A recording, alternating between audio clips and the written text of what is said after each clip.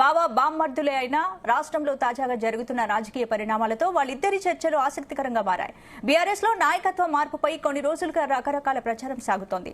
హరీష్ రావు అలిగారని, ఆయన సొంత దారి చూసుకుంటున్నారనే వార్తలు కూడా వచ్చాయి. అయితే తాను కేసీఆర్ వెంటే ఉంటానని, కేటీఆర్ నాయకత్వంలోనూ పనిచేస్తానని హరీష్ రావు క్లారిటీ ఇచ్చారు. ఇంతలోనే సడన్ గా హరీష్ రావు ఇంటికి కేటీఆర్ వెళ్లడం ప్రాధాన్యత సంతరించుకుంది. హరీష్ ఇంటికి కేటీఆర్ ఎందుకు వెళ్లారు? బావను కూల్ చేయడానికి వెళ్లారా? నిజంగానే హరీష్ రావు అలిగారా? ఇదే అంశంపై ఇవాళ డిఎన్ఏలో మా ఎడిటర్ భరత్ తో డిస్కస్ చేద్దాం. భరత్, ఏంటి అసలు బీఆర్ఎస్ లో ఏం జరుగుతోంది అనుకోవచ్చు? రజతోత్సవ సభ తర్వాత గులాబీ పార్టీలో ఏం జరుగుతుందని అందరు చర్చించుకుంటున్నారు. అసలు ఏం జరుగుతుంది? అంటే మొన్న హరీష్ రావు స్టేట్మెంట్ తో దాదాపు క్యాడర్ అందరికి కూడా క్లారిటీ వచ్చింది. కేసీఆర్ తర్వాత కేటీఆర్ నెంబర్ 2 అని ఆయన అయినా సరే నేను అంగీకరిస్తానని చెప్పారు. ఇవాళ కేటీఆర్ వెళ్లి హరీష్ రావుని కలవడం మరింత ప్రాధాన్యత సంతరించుకుంది. అయితే దాదాపు 2 గంటల పాటు సమావేశం జరిగింది. అయితే సన్నిహిత వర్గాలు చెప్పేది ఏంటంటే, ఇప్పుడు ఇది కొత్తగా అనిపిస్తుంది మీకు, కానీ రెగ్యులర్గా వాళ్ళు సమావేశం అవుతుంటారు. అందులో ఇప్పుడు కేటీఆర్ ఆ దగ్గరలోనే నివాసం ఉంటున్నారు, హరీష్ రావు ఇంటి దగ్గరలోనే. ఇంతకుముందు ప్రగతి భవన్ లో ఉండేవాళ్ళు. హరీష్ రావు ప్రగతి భవన్ లో ఉన్నప్పుడు ఇప్పుడు మన నార్సింగి దగ్గరలో ఉప్పాలగూడలో హరీష్ రావు ఉండేవాళ్ళు. ఇప్పుడు దగ్గరే ఉంటున్నారు కాబట్టి ఒకటి వాళ్ళ హరీష్ రావు సంబంధించిన రొటీన్ గా చాలాసార్లు కలుసుకుంటారు. కానీ ఇవాళ ఉదయం సమయంలో హరీష్ రావుకు విజిటర్స్ ఎక్కువ ఉంటారు. సో ఆ సమయంలో వెళ్ళి కేటీఆర్ కలిశారు కాబట్టి విజిటర్స్ కూడా చూశారు కేటీఆర్ వెళ్ళారని. దాంతో బయటకు వచ్చింది. బట్ నేను ఇంతకుముందు కూడా చాలా సార్లు కలుసుకున్నారు. పార్టీ బాధ్యత అంతా కేటీఆర్ చూసుకున్నారు. ఇక ఇప్పటి నుంచి కేటీఆర్ యుగం స్టార్ట్ అయిపోయిందని కామెంట్స్ వస్తున్నాయి కదా. సో అంటే ఏదేమైనా ఒకటి ఫ్రీక్వెంట్ గానే కలుస్తుంటారు, కానీ ఇంటికి వెళ్లి కలవడం ప్లస్ హరీష్ రావు స్టేట్మెంట్ తర్వాత వెళ్లి కలవడం మనకు చాలా ప్రాధాన్యత సంతరించుకుంది. అడుగుదాం మనం ఇదే విషయాన్ని. దేశపతి శ్రీనివాస్ గారు ఉన్నారు మనతో పాటు. సో టిఆర్ఎస్ పార్టీకి ఒక విధంగా స్థాపన నుంచి కూడా ఆయన పార్టీతో వెనంటూ వస్తున్నారు. బిగ్ 3 కేసీఆర్, కేటీఆర్, హరీష్ రావు ముగ్గురు కూడా ఆయనకు సన్నిహితులే. సార్ ఏం చెప్తారు? మొన్న హరీష్ రావు స్టేట్మెంట్ ను మీరు ఎట్లా విశ్లేషిస్తారు? ఇవాళ మళ్ళీ కేటీఆర్ వెళ్లి హరీష్ రావు కలవడాన్ని ఎట్లా చూస్తారు? ఒక ఉదాత్తమైన ఉద్యమంలోంచి ఎదిగి వచ్చిన నాయకులు కేటీఆర్ అయినా హరీష్ రావు గారైనా, వాళ్ళు పార్టీ ప్రయోజనాలకు మించి మరో ప్రయోజనాలు ఆశించే వ్యక్తులు కాదు ఇద్దరు కూడా. వాళ్ళ మధ్య ఎప్పుడూ ఒక ప్రేమపూర్వకమైనటువంటి బంధం ఉంది, ఒక హుందాతనంతో కూడిన అనుబంధమే ఉంది తప్ప బయట అందరూ ఊహిస్తున్నట్టుగా చాలా అల్పమైన విషయాలకు సంబంధించినటువంటి ఒక పోటీ గాని, ఒక రకమైనటువంటి స్పర్ధ గాని, లేదా కొంత ప్రత్యర్థి భావన గాని వాళ్ళ మధ్య ఎప్పుడు లేదు. బయట మాత్రం ఆ ఊహాగానాలు ఎప్పుడు చెలరేగుతూ వస్తున్నాయి. దానికి అనేక కారణాలు. ముఖ్యంగా ఏంటంటే, కేసీఆర్ గారు తన సక్సెసర్ గా కేటీఆర్ గారిని ఎప్పుడో అనౌన్స్ చేశారు. ఇది కొత్త విషయం కాదు. అయితే మొన్నటి వరకు ప్రభుత్వం ఉంది కనుక ప్రభుత్వంలో ప్రోటోకాల్ ఫాలో అవుతారు. ముఖ్యమంత్రి గారే మనకు చాలా ఒక ప్రధానమైన ఇదిగా కనిపిస్తారు. ఓ ఫ్లెక్సీ పెట్టినా, ఓ ప్రోగ్రామ్ చేసినా, ఏం చేసినా ముఖ్యమంత్రి గారి ఫోటో ఘనంగా ఉంటుంది. మిగతా అందరు మంత్రుల మర్యాద ఎలా ఉంటుందో అలాగే కేటీఆర్ గారి మర్యాద కూడా అట్లాగే ఉంటుంది. కానీ ఇవాళ ప్రతిపక్ష సందర్భం, పార్టీ యాక్టివిటీ ఎక్కువ ఉన్నప్పుడు పార్టీ వర్కింగ్ ప్రెసిడెంట్ గా ఆయన ప్రాధాన్యతని కొంత మనకు పెద్దదిగా కనిపిస్తుంది. ఓకే, కానీ మీరు ఒక మాట అన్నారు, సక్సెసర్ గా ఎప్పుడు అనౌన్స్ చేశారు అని చెప్పి. ఎప్పుడు కొత్త విషయం కాదు అది. అంటే డైరెక్ట్ గా అనౌన్స్ చేయలేదు కదా సక్సెసర్ అని చెప్పి. ఇప్పుడు వర్కింగ్ ప్రెసిడెంట్ గా ఆయనని చేయటం అనేది ఒక రకంగా సంకేతమే కదా. అప్పుడు 2019 అదేమీ దాచుకున్నదేం లేదు. తర్వాత హరీష్ రావు గారు ఈ మాట కూడా, కేటీఆర్ గారు ముఖ్యమంత్రి అయినా ఆయన మంత్రివర్గంలో నేను మంత్రిగా ఉండడానికి సదా సిద్ధంగా ఉంటాను, నాకు ఎటువంటి ఈగోస్ లేవు అని చాలా స్పష్టంగా ఆయన అధికారం ఉన్న సందర్భంలో కూడా ప్రకటించారు. ఓకే. ఉద్యమ సందర్భంలో కూడా అనేక సార్లు ఈ విషయాన్ని ప్రకటించారు ఆయన. ఇవాళ ప్రతిపక్షంలో ఉన్న సందర్భంలో అదే మాట చెప్పినాడు. హరీష్ రావు గారి స్టాండ్ లో ఎప్పుడూ మార్పు లేదు. హరీష్ రావు గారు ఎప్పుడు మాట్లాడినా కేసీఆర్ గారి మాటే నాకు వేదం. బహుశా మీరు కూడా మొన్నటి రజతోత్సవ సభ ముందు ఒక ఇంటర్వ్యూ తీసుకున్నట్టున్నారు, ముందో తర్వాత. దాంట్లో కూడా ఆయన చాలా స్పష్టంగా అదే విషయం చెప్పారు. ముందేనా 2 months బిఫోర్ 2 months బిఫోర్ మీరు తీసుకున్నారు. దాంట్లో కూడా ఆయన అదే మాట చెప్పినారు. కేసీఆర్ గారితో ఆయనకు ఒక మేనల్లుడిగానే కాక కేసీఆర్ గారికి ఆయన మీద ఒక పితృవాత్సల్యం ఉంటుంది ఎప్పుడు కూడా హరీష్ రావు గారి పట్ల. అండ్ హరీష్ రావు గారి ప్రతిభ సామర్థ్యాల పట్ల చాలా స్పష్టమైన అంచనా ఉంది హరీష్ రావు గారి. పార్టీకి ఆయన చేసిన కాంట్రిబ్యూషన్ మీద కూడా చాలా గౌరవం ఉంది. పార్టీ మూల స్తంభాల్లో హరీష్ రావు గారు ఒకరు అనేది నిస్సందేహమైన అంశం, నిర్వివాదమైన అంశం. ఇవాళకి అంటే ఉద్యమ కాలంలో ఆయన ఒక ప్రధాన స్తంభంగా నిలబడి ఉన్నాడు. తర్వాత అధికారం వచ్చిన తర్వాత ఆయన అచీవ్మెంట్స్ ఉన్నాయి. ఆయనకు చాలా కీలకమైన శాఖలు అప్పగించడం జరిగింది. దానికి సంబంధించి ఆయనకు అప్పగించిన లక్ష్యాల్ని ఆయన సాధించడం జరిగింది. ఇవాళ ప్రతిపక్షంలో కూడా ఆయన చాలా కీలకమైన పాత్రను నిర్వహిస్తూ వస్తున్నారు.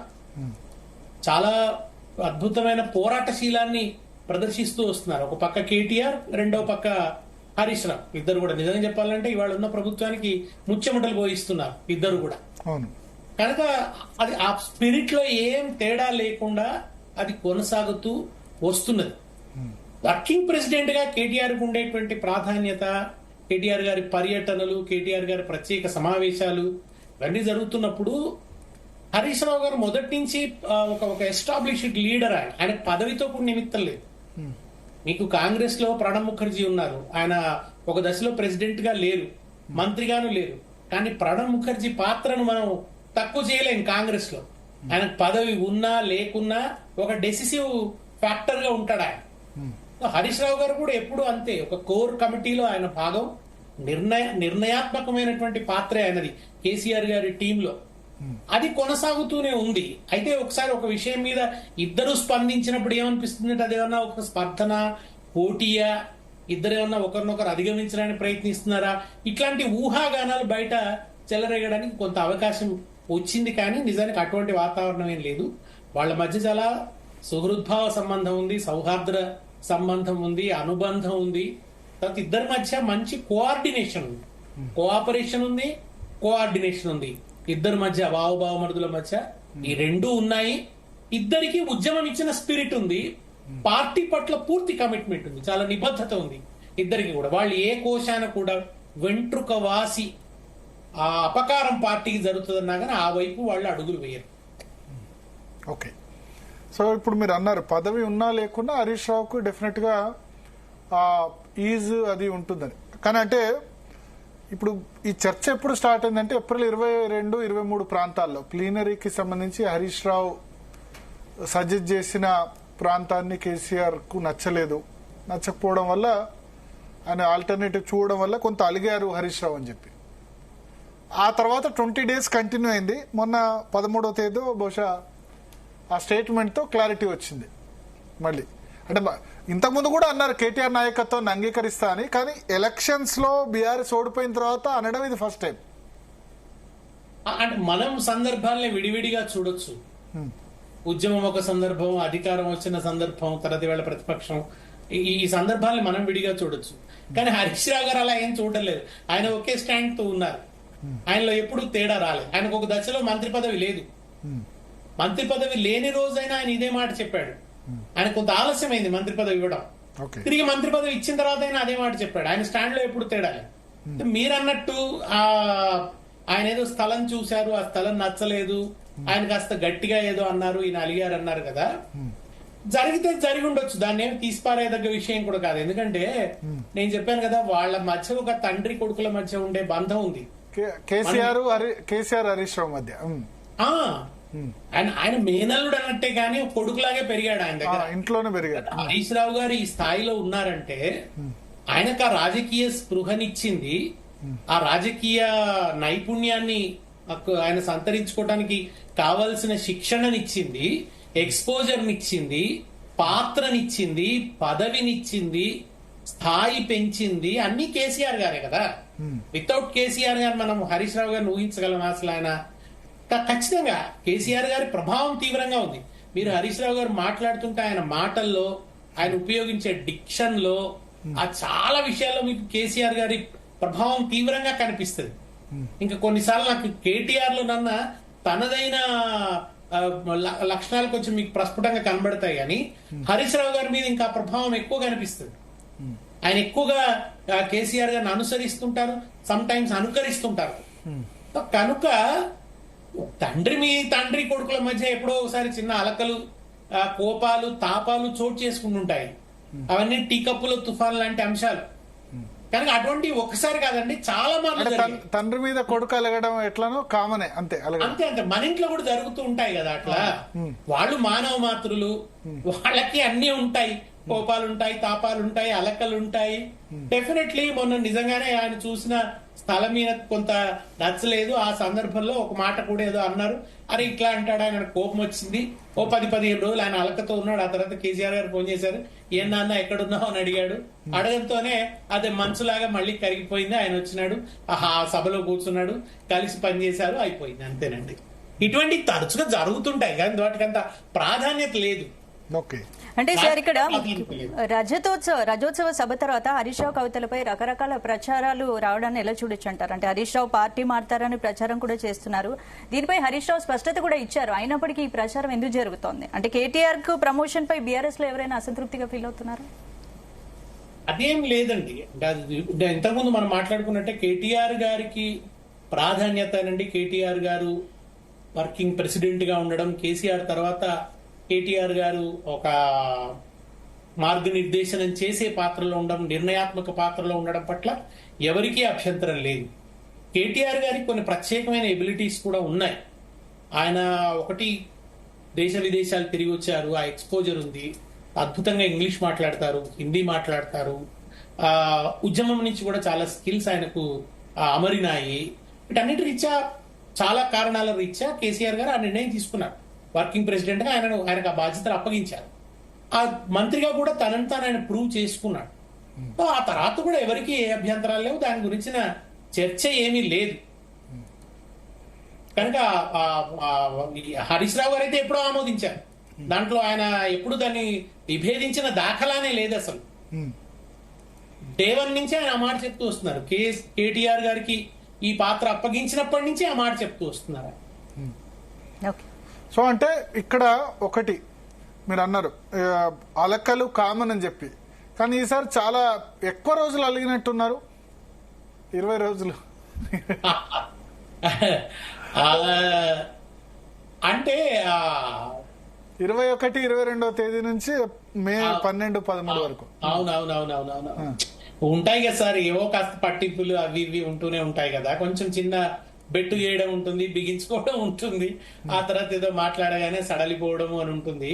అంటే నేను సభకు ఒక 4-5 రోజుల ముందు నుంచి కేసీఆర్ గారితో ఉన్నాను. నేను ఫోన్ లో మాట్లాడుకోవడం నేను విన్నాను. నాకు హరీష్ రావు గారు ఫోన్ చేసి ఉపన్యాసంలో ఏం మాట్లాడబోతున్నారు సార్ అని నన్ను అడిగారు. అడిగినప్పుడు నేను కొన్ని విషయాలు చెప్తే ఇవి రొటీన్ అవుతున్నట్టున్నాయి అని అన్నారు. అని అంటే మరి మీరు రాకూడదా అన్నాను. మీరు రావచ్చు కదా, మీరు వచ్చి ఈ ఉపన్యాసానికి సంబంధించిన ఈ విషయాలన్నీ చూడొచ్చు కదా అని నేను అన్నాను. అంటే మీరు బాగా తిరుగుతున్నారు, ఫ్లోలో ఉన్నారు, జనంతో రెగ్యులర్ ఇంటరాక్ట్ అవుతున్నారు, ఆ ఇన్పుట్స్ చాలా విలువైనవి అండ్ కొన్నిసార్లు మీరు జనం ఎక్స్ప్రెషన్ అయి చెప్తారు, వాటిని దాంట్లో ఇంక్లూడ్ చేస్తే బాగుంటుంది, రండి సార్తో చర్చ చేద్దామన్నారు. అప్పుడు ఆయన సరే అన్నా చూస్తానన్నారు. ఈలోపు నేను కేసీఆర్ గారితో కూడా ఈ విషయం చెప్పాను, ఇలా హరీష్ మాట్లాడారంటే లేదు హరీష్ అటు వెళ్తున్నాడు, ఎలకతుర్తి వెళ్తున్నాడు, ఇప్పుడు తను రాలేడు అన్నాడు. దాని అర్థం అప్పటి వరకు వాళ్ళు మాట్లాడుకున్నారు, ఆయన ఎలకతుర్తి సమావేశ సన్నాహకాల గురించి ఆయన వెళ్తున్నాడు. తర్వాత నా ముందు నుంచే ఫోన్ చేసి ఎక్కడున్నావు నాన్న అని అడిగాడు. ఎక్కడున్నావు నాన్న అనగానే హరీష్ రావు గారు జవాబు చెప్పడం. ఆ తర్వాత కూడా సభ జరుగుతుంది, ప్లీనరీ రోజు కూడా మాట్లాడుకున్నారు, ఇద్దరు ప్లీనరీ రోజు మాట్లాడుకున్నారా? ప్లీనరీ రోజు కూడా రైతోత్సవ సభ రోజు కూడా ముందే వచ్చారు కదా కేసీఆర్ గారు, ముందే వచ్చి కొద్దిసేపు కూర్చున్నారు. అక్కడ కూర్చున్నప్పుడు ఇదిగో ఈ పక్కన ఈ గుంపంతా చెల్లా చెదుగున్నారు, వాళ్ళని రమ్మనాలి, లేదా నువ్వు వెళ్ళు అక్కడ వాళ్ళని ఆర్గనైజ్ చెయ్యి అని వాకీ టాకీలో ఆయన మాట్లాడుతూనే ఉన్నారు. అసలు మాట్లాడకుండా ఉన్నది లేదు. ఇది బయట ప్రపంచానికి తెలియదు. మీరు కూడా ఎక్కువ రోజులు అన్నారు కానీ అంత ఎక్కువ రోజులు కూడా ఏం జరగలేదు. ఓ వారం 10 రోజులు ఉన్నట్టుంది అంతే ఆ బెట్టు అనేది. కొద్దిసేపు ఉంటుంది కదా కొంచెం ఇదంతా కూడా, అది మళ్ళీ ఆ పొర తెగిపోవడానికి కొంత సమయం పడుతుంది. అంతకు మించి ఏం లేదండి. వాళ్ళ మధ్య అలా కొన్నిసార్లు ఆయన కేసీఆర్ గారు ఎలా ఉంటారంటే అసలు ఆ కేటీఆర్ గారిని కానీ హరీష్ రావు గారిని కానీ మా ముందు కూడా అనేక సార్లు వాళ్ళు చాలా ఎదిగారు, వాళ్ళకి వ్యక్తిత్వం వచ్చింది, ఈ రోజు వాళ్ళు 55 ఏళ్లకు వచ్చారండి, కానీ చిన్నపిల్లలు కోపడతాడు. అందరూ ఎట్లా కోపడతారు కదా. మాకు చాలా ఇబ్బంది అనిపిస్తుంది. అరే మేము ఉన్నాం కదా మా ముందు అనుకుంటే బాగుండు అని కూడా అనుకుంటాం. కానీ ఆయనకి ఏముంటుందండి, ఆయనకి చిన్నపిల్లలు కదా. మొన్న అన్నారు కదా, మన సభలో కూడా అన్నారు మా పిల్లలే చాలు నేనెందుకు అని అన్నారు కదా. పిల్లలంటే దానికి రేవంత్ రెడ్డి కూడా అన్నాడు, ఇంకా పిల్లల్ని ఎందుకు పంపిస్తున్నావు నువ్వు రా అసెంబ్లీకి అని రేవంత్ రెడ్డి అన్నాడు. ఇప్పుడు భారవి తండ్రి లాగా చేస్తాడండి ఆయన. మనం భారవి కథ వింటాం కదా, తండ్రి ఎప్పుడూ మెచ్చుకోడు. ఓకే, ఆయన జనరల్ గా కితాబు ఇవ్వడు, ముందర మెచ్చుకోడు, లోపల హ్యాపీ ఫీల్ అవుతారు ఇద్దరు చూసి, లోపల హ్యాపీ ఫీల్ అవుతాడు. కానీ ఎప్పుడు కూడా నేను చాలా సార్లు నేను పర్సనల్ గా చూసినాను కదా, మీకు ఇది అర్థం కాలేదు, మీరు ఇది అర్థం చేసుకోలేదు, దీన్ని ఇంత గంభీరంగా చూడాలి, మీరు రొటీన్ పొలిటికల్ జార్గాల్లో మాట్లాడుతున్నారు, మీరు రొటీన్ పొలిటికల్ ఇదిలోంచి అర్థం చేసుకుంటున్నారు, ఇవి కావు, ఇదిగో ఇట్లా ఉండాలి, పబ్లిక్ సెంట్రిక్ ఉండాలి, ఇంత గంభీరంగా ఉండాలి అని ఎప్పుడు పాఠాలు చెప్పటమే. ఓకే, చాలాసార్లు నిర్ణయాల విషయంలో కూడా కేసీఆర్ గారితో ఉండేది అంటే ఆయన పర్ఫెక్షనిస్ట్ అండి. చాలా మెటిక్యులస్ ప్లానింగ్ ఉంటుంది, ప్రతి దాంట్లో తన సొంత ఇన్వాల్వ్మెంట్ ఉంటుంది, ఏది ఎవరికి అప్పగించదు. ఇప్పుడు ఇన్నాళ్ళుగా సభలు పెడుతున్నారు, హరీష్ రావు గారికి సభల మీద ఎంత పట్టు వచ్చింది అసలు నిజానికి. ఆయనకు అప్పచెప్తే ఆయన అన్ని చేయగలడు, ఆయన వదలరలా, పూర్తిగా వదలడు. ప్రతి చిన్న విషయం, ఫ్లక్సీ మీద వాక్యం ఏముండాలి, ఆ డేట్ చిన్నగా అయిందా పెద్దగా అయిందా, కలర్స్ ఏముండాలి, జనం ఎక్కడ కూర్చోవాలి, ముందెవరు ఉండాలి, వెనక ఎవరు ఉండాలి, ఇవన్నీ కూడా ప్రతిదీ డిక్టేట్ చేస్తారు. ఆయన అంత నిమగ్నం అవుతాడు. చాలా మైన్యూట్ విషయాలు కూడా ఇప్పటికే కేసీఆర్ మానిటర్ చేస్తారు. చాలా ఎక్కడ జనం స్టక్ అవ్వద్దు, జనం మళ్ళీ వెళ్లిపోవాలి, భద్రంగా చేరాలి, మెటిక్యులస్ ప్లానింగ్. కోప్పడుతూనే ఉంటారు. కోప్పడ్డం అంటే మామూలుగా ఉండదు, మళ్ళా అవతల వాళ్ళ మొహం మాడిపోయేలాగా కోప్పడుతుంటాడు ఆయన. వాళ్ళు ఎవరన్నది చూడరు. ఓకే, ఎందుకంటే ఆయనకు ఆ విషయంలో ఉండే నిమగ్నత అనండి, యాంగ్జైటీ అనండి, వీటన్నిటి వల్ల అట్లా ఉంటుంటారు. ఇది ఒక్కసారి జరగలేదండి, అనేక మార్లు ఇది జరిగింది. వాళ్ళు అలిగారు, బయటకు వచ్చారు, బాధపడ్డారు. మళ్ళీ ఇది మామూలే కదా, మనకు కొత్త కేసీఆర్ కాదు అది అని చెప్పుకోను మళ్ళీ వెళ్ళిపోవటం. ఇది మనకు జనరల్ గా మన ఇళ్లలో కూడా ఇలా జరుగుతూ ఉంటది కదా, అంతకుమించి ఏం లేదు. అంటే సగటు తండ్రి లాగే అన్నట్టు, ముందర గనక మెచ్చుకుంటే ఎక్కడ అదైపోతారన్న ఉద్దేశంతో. అంతేనండి, అంతే.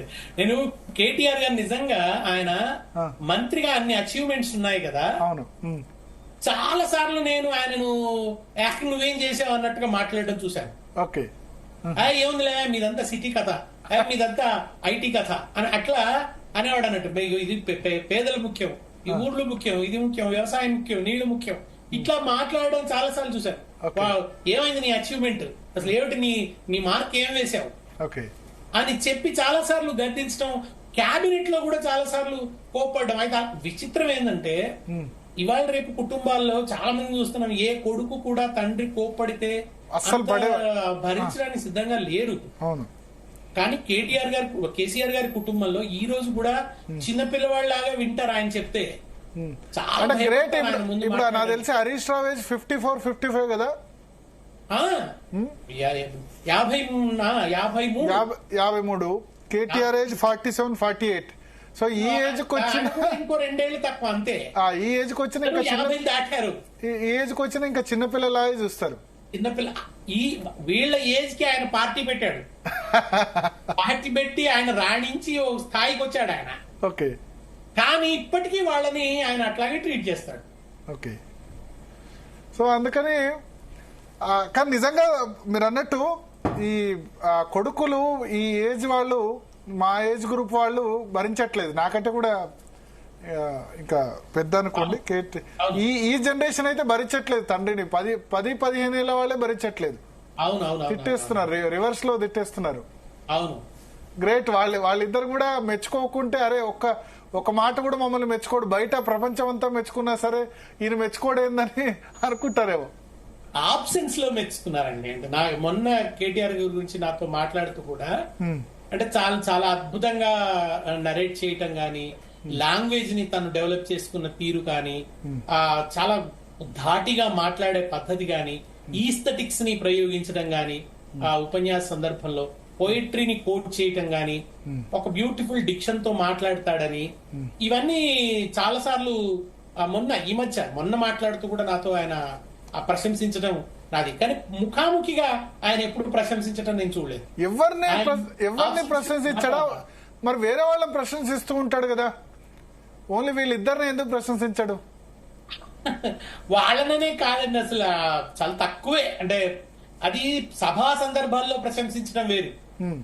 అంటే బహిరంగ సభా వేదికల మీద పొలిటికల్ లీడర్స్ ని ప్రశంసిస్తూ ఉంటాడు. బూస్టప్ ఇవ్వటం, అక్కడ రాజకీయంగా అది అవసరం గనక ఆ కాన్స్టిట్యున్సీలో అతన్ని నిలబెట్టడానికి కావాల్సిన బూస్టప్ ఇస్తారు గాని, పర్సనల్ టాక్స్ లో ఉన్నప్పుడు మాత్రం గడగడ వణుకుతారండి.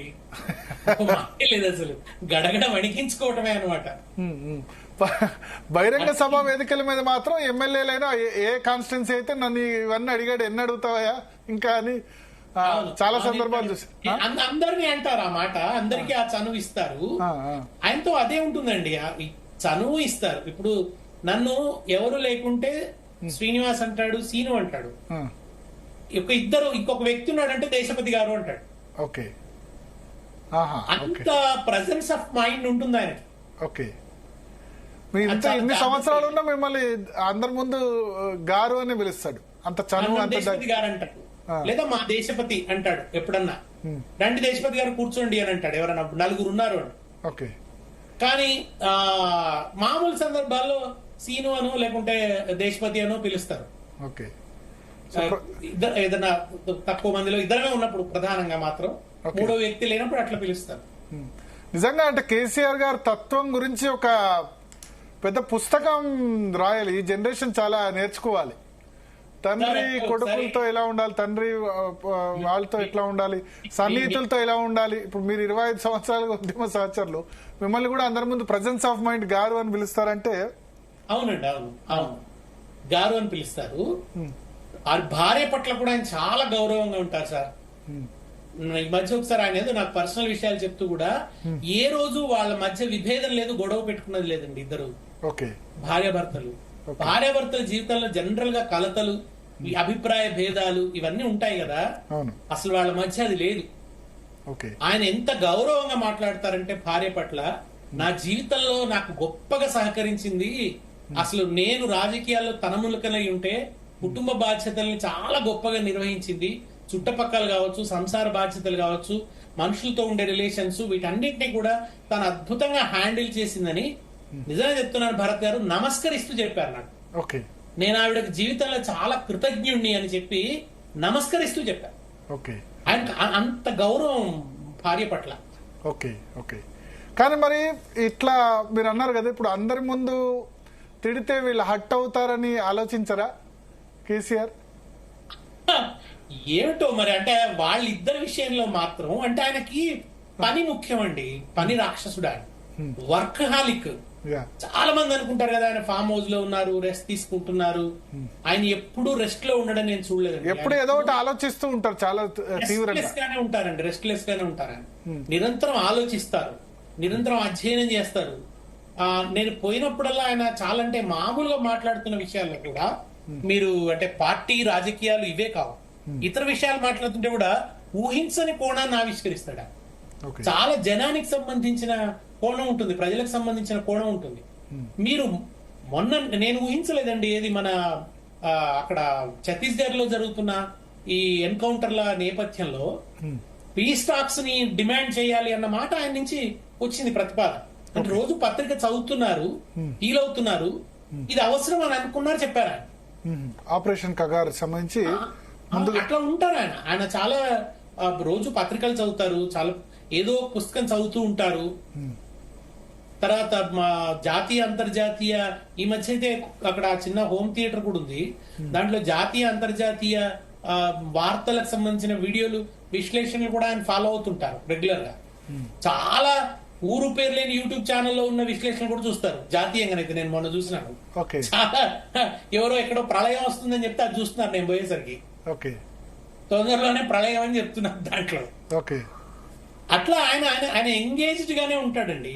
ఆయన అట్లా ఊరికనే ఉండరు. అయితే వీళ్ళ నుంచి కూడా ఆశిస్తాడు, అంత పర్ఫెక్షన్ ని ఆశిస్తాడు. అంటే ఆయనకు ఒకటి ఏంటంటే ఆయన గ్రామీణ జీవితపు లోతుపాతులు బాగా తెలుసు. ఆయనకి రైతు జీవితం బాగా తెలుసు. ఎమ్మెల్యేగా ఆయన చాలా డౌన్ టు ఎర్త్ ఉన్నాడు. అక్కడి నుంచి వచ్చినాడు గనక ఆయనకు ప్రజల అంతరంగాన్ని బాగా అర్థం చేసుకుంటాడు. ఎప్పుడన్నా వీళ్ళు సరైన అవగాహన లేకుండా ఉన్నప్పుడు ఆ అభిప్రాయాలు ఖండించే దగ్గర కటువుగా ఉంటాడు. మీకు ఇది అర్థం కావట్లేదు, మీరు రొటీన్ పాలిటిక్స్ లో ఆలోచిస్తున్నారు. జనరల్ గా మనం రొటీన్ పాలిటిక్స్ లో కొన్ని ఆలోచిస్తూ ఉంటాం. ఒకసారి మన క్యాబినెట్ లో ఒకేసారి ఒక 10-15 సంక్షేమ పథకాలు ప్రకటించారు మొదటి క్యాబినెట్ లో. అవును. అప్పుడు ఒక నాయకుడు ఏమన్నాడంటే, ఇట్లా ఎందుకు సార్, మనం కొంచెం వ్యవధి ఇస్తూ ఒక్కో పథకం ప్రకటిద్దాం, ఆ పథకాన్ని ప్రచారం చేద్దాం, ఆ తర్వాత కొన్నాళ్ళకి ఇంకో పథకం చేద్దాం, రిజిస్టర్ అవుతుంది జనం హృదయంలో అన్నాడు. చాలా కోపం వచ్చింది ఆయనకి. ఇగో ఇదే మీరు ఆలోచించే పద్ధతి నాకు నచ్చదు, ఇది అల్పంగా ఆలోచించే పద్ధతి, ప్రజల అవసరం ముఖ్యమా, నువ్వు ఇప్పుడు ఇవ్వగలిగే పరిస్థితి ఉన్నప్పుడు ఆ ప్రయోజనం వాళ్ళకి ఇచ్చేయాలి తప్ప నీ రాజకీయ ప్రయోజనం కోసం గ్యాప్ తీసుకుంటామా అని చెడామడ వాయించాడు. ఓకే, అంటే అల్టిమేట్ గా అక్కడ ప్రచారం కంటే ఎక్కువ ప్రజలు ప్రయోజనం ముఖ్యం.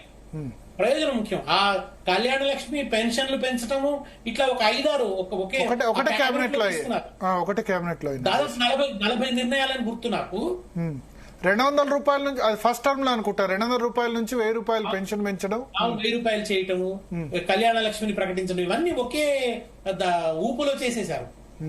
అప్పుడు కళ్యాణ లక్ష్మి షాదీ ముబారక్ 50 లక్షలు అనుకుంటా, 50,000 సారీ 50,000 రూపాయలు అనౌన్స్ చేయడం, అన్ని కూడా ఒకటే కేబినెట్ లో అనౌన్స్ చేశారు. అవును అవును. సో అట్లా ఆ పద్ధతిలో ఉంటారు. మనం రొటీన్ పాలిటిక్స్ లో జనరల్ గా ఆలోచిస్తారు కదా, మనం ఇట్లా చేద్దాం, కొంచెం టైం తీసుకుందాం, కొద్దిగా ప్రచారం చేద్దాం అని అన్నారు. అప్పుడు హరీష్ రావు గారు కూడా ఉన్నారు, అలా చేస్తే బానే ఉంటుందేమో అన్నారు ఆయన. హరీష్ రావు గారిని కూడా కోప్పడ్డారు. ఇది కాదు ఆలోచించాల్సిన పద్ధతి అని. హరీష్ రావు గారు కూడా ఏమి వేరే ఉద్దేశంతో అనలేదు. ఆయన ప్రజల్లోకి బాగా తీసుకోగలుగుతాం, ఒక ప్రోగ్రామ్ లాంచ్ చేయడం, ఊరూరా మీటింగ్ చేయడం, ఇదంతా ఉంటది కదా, కళ్యాణ లక్ష్మి లాంచ్ చేస్తున్నామని. అట్లా ఆయన దానికి ప్రాధాన్యత ఇవ్వలేదు. కానీ ఇటువంటి సందర్భాల్లో 90% కేసీఆర్ కరెక్ట్ అయ్యారు, ఒక 10% మిస్టేక్స్ అయిన సందర్భాలు కూడా ఉన్నాయి. 90% కరెక్ట్ అయ్యారంటే ఇప్పుడు ఫర్ ఎగ్జాంపుల్ ఇప్పుడు మొన్న రజతోత్సవ సభ వచ్చారు, సంవత్సరం తర్వాత దాదాపు అపీరెన్స్ లోక్సభ ఎన్నికల తర్వాత. ఆ విషయంలో ఆయనకు చాలా పర్టికులర్ గా ఢిల్లీలో జర్నలిస్ట్ గా ఉన్నప్పుడు మాతో కూడా పంచుకునేవాళ్ళు. ఏంటంటే తమిళనాడులో జయలలిత అధికారంలోకి వస్తే కరుణానిధి అసెంబ్లీ రాడు, కరుణానిధి అసెంబ్లీ అధికారంలోకి వస్తే జయలలిత అసెంబ్లీకి రాదు. అయినా సరే అక్కడ గవర్నమెంట్ చేంజ్ అవుతూ వస్తుంది. 1989 నుంచి కూడా ప్రజలు ఆల్టర్నేటివ్ గా గెలిపిస్తున్నారు. అధికారం ఒకటికి ఇచ్చిన తర్వాత తెల్లారి నుంచే మనం ఎందుకు పంచాయతీలు పెట్టడం, వాళ్ళు పాలన చేసుకొని ఇవ్వాలి. 4 సంవత్సరాలు మొదటి 4 సంవత్సరాలు కూడా జయలలిత అయినా కరుణానిధి అయినా కేవలం ప్రెస్ రిలీజెస్ ఇస్తారు, ఏదైనా ఇష్యూ మీద బయటకు వచ్చి మాట్లాడరు.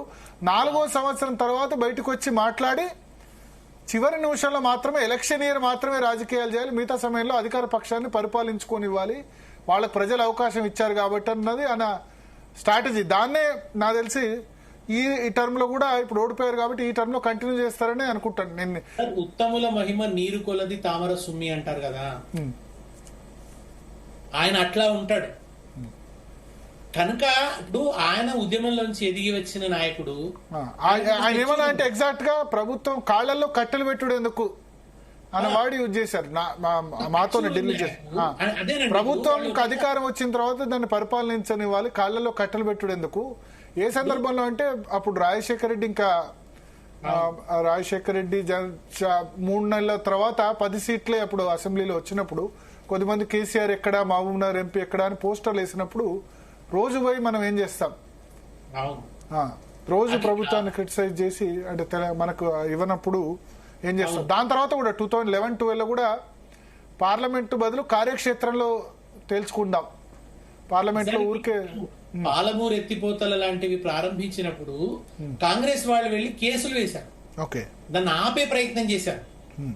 ఒక ప్రాజెక్టు ఒక కరువు ప్రాంతంలో నిర్మాణం అవుతున్నప్పుడు అది త్వరితగతిన నిర్మాణం కావాలని కోరుకోవాలి. అది నిజానికి అది తెలంగాణ రిటైర్డ్ ఇంజనీర్లు ప్రతిపాదించిన ప్రాజెక్టు. అది తెలంగాణ ఉద్యమం కొనసాగుతున్న దశలోనే ప్రజలలో చర్చ జరిగినటువంటి ప్రాజెక్ట్. దానికి వాళ్ళు అడ్డు జరిగారు. అలా ప్రవర్తించకూడదనేది కేసీఆర్ గారు. ఇప్పుడు నిజంగా కూడా కొంతమంది ఇప్పుడు చాలా మంది ఎమ్మెల్యేలు టచ్ లో ఉన్నారు, అందులోకి వెళ్ళిన ఎమ్మెల్యేలు కూడా టచ్ లో ఉన్నారు, మరికొంతమంది ఎమ్మెల్యేలు టచ్ లో ఉన్నారు. మనం ఏమన్నా చెయ్యొచ్చేమో అని పొరపాటున ఒక ఆయన అంటే ఎంత కోపడ్డాడంటే అటువంటి కలుషితమైన ఆలోచనలు అసలు రాకూడదు మీకు. మనం అలా అల్పంగా ప్రవర్తించాల్సిన పని లేదు ప్రజల ముందు. మనం ఎప్పుడు ప్రజలు ప్రాతిపదికనే ఉన్నాం, ప్రజలు కేంద్రంగానే ఉన్నాం. ప్రజల ముందు మనం అట్లా పేలవంగా మారొద్దు అని చెప్పి ఆయన అన్నారు. ఆయన ఎప్పుడు అట్లా ఫ్రాంక్ ఉంటారు. మీకు ఎప్పుడు కూడా చూడండి, దొంగ సంఘాలు పెట్టడం గతంలో మీరు చూసాం. సమైక్య రాష్ట్రంలో దొంగ సంఘాలు పెట్టించడం, వాటితో మాట్లాడించడం, నకిలీ ముఠాలు పెట్టించడం, నకిలీ పోలీసులు సృష్టించడం, నకిలీ హంతకులతో చంపించడం, ఇటువంటి ఒక రకమైన పాలిటిక్స్ ఉండేవి. అవి కేసీఆర్ గారు ఉన్నప్పుడు లేవు కదా. అట్లాంటి వాటికి ఆయన ఎప్పుడు పాల్పడరు. బయటకి కేసీఆర్ గారి వ్యక్తిత్వం అంతా కూడా చాలా డిస్టార్షన్ జరిగిందండి. ఆయనకున్న ఉదాత్తమైన అంశాలన్నింటినీ పక్కన పెట్టి మీలాంటి వాళ్ళ పుస్తకం రాయాలి కేసీఆర్ వ్యక్తిత్వం గురించి, దగ్గరగా ఉన్న వాళ్ళే. అంటే కొద్దిమందికి అర్థం కాదు ఎందుకు ఆయన అంటే ఇప్పుడు రెగ్యులర్ గా పొలిటీషియన్ లాగా రోజు ఎందుకు రారు, దాన్ని వేరే విధంగా డిస్టార్షన్ చేస్తారు కదా. ఫామ్ హౌస్ లో వాడు కుట్టాడు, ఇది చేస్తాడు, అది చేస్తాడు అంటే రాజకీయ ప్రత్యర్థులు. ఆయనకేదో చిన్న వ్యక్తిగతమైన అలవాటు ఏదో ఉంటే దాని గురించి అసలు ప్రధాన రాజకీయ విమర్శ అంతా చేయటం అసహ్యకరమైన పద్ధతి కదండి. అటువంటి అలవాట్లు ఎవరికి ఉండవు చెప్పండి. రాజకీయాల్లో ప్రతి ఒక్కళ్ళకు చాలా సాధారణమైన పొలిటీషియన్స్ లో 99% అందరికి ఉంటుంది కదా. అది అలా విమర్శించే వాళ్ళందరికీ కూడా ఉంది. తర్వాత చాలా మంది కూడా మన బండి సంజయ్ కావచ్చు, రేవంత్ రెడ్డి కావచ్చు, వాళ్ళు చాలా సార్లు అపభ్రంశపు భాష మాట్లాడుతూ ఒక వికృత భావాలని వ్యక్తం చేస్తూ మాట్లాడినప్పుడల్లా మీరు ఇలా మాట్లాడతారు ఏంటంటే మా కేసీఆర్ ఆదర్శం అంటారు. కానీ కేసీఆర్ గారు మీరు ఆయన ప్రసంగాలు చూస్తే 90% ఉదాత్తమైన ప్రసంగాలు ఉంటాయి. ఆయన చాలా సాహిత్య స్పర్శతో ఉన్న ప్రసంగాలు ఉంటాయి. పద్యాలు కోట్ చేస్తూ చెప్పినటువంటి ఉపన్యాసాలు ఉంటాయి. ఒక భాష కోవిదుడి లాగా మాట్లాడిన ఉపన్యాసాలు ఉంటాయి. ఎప్పుడో ఒకసారి మాట తూలడం అనేది ఎవరి విషయంలో అయినా జరుగుతుంది. ఆయన కూడా ఎప్పుడన్నా మాట తూలొచ్చు, కొన్నిసార్లు కొంత మర్యాదను అతిక్రమించి ఉండవచ్చు.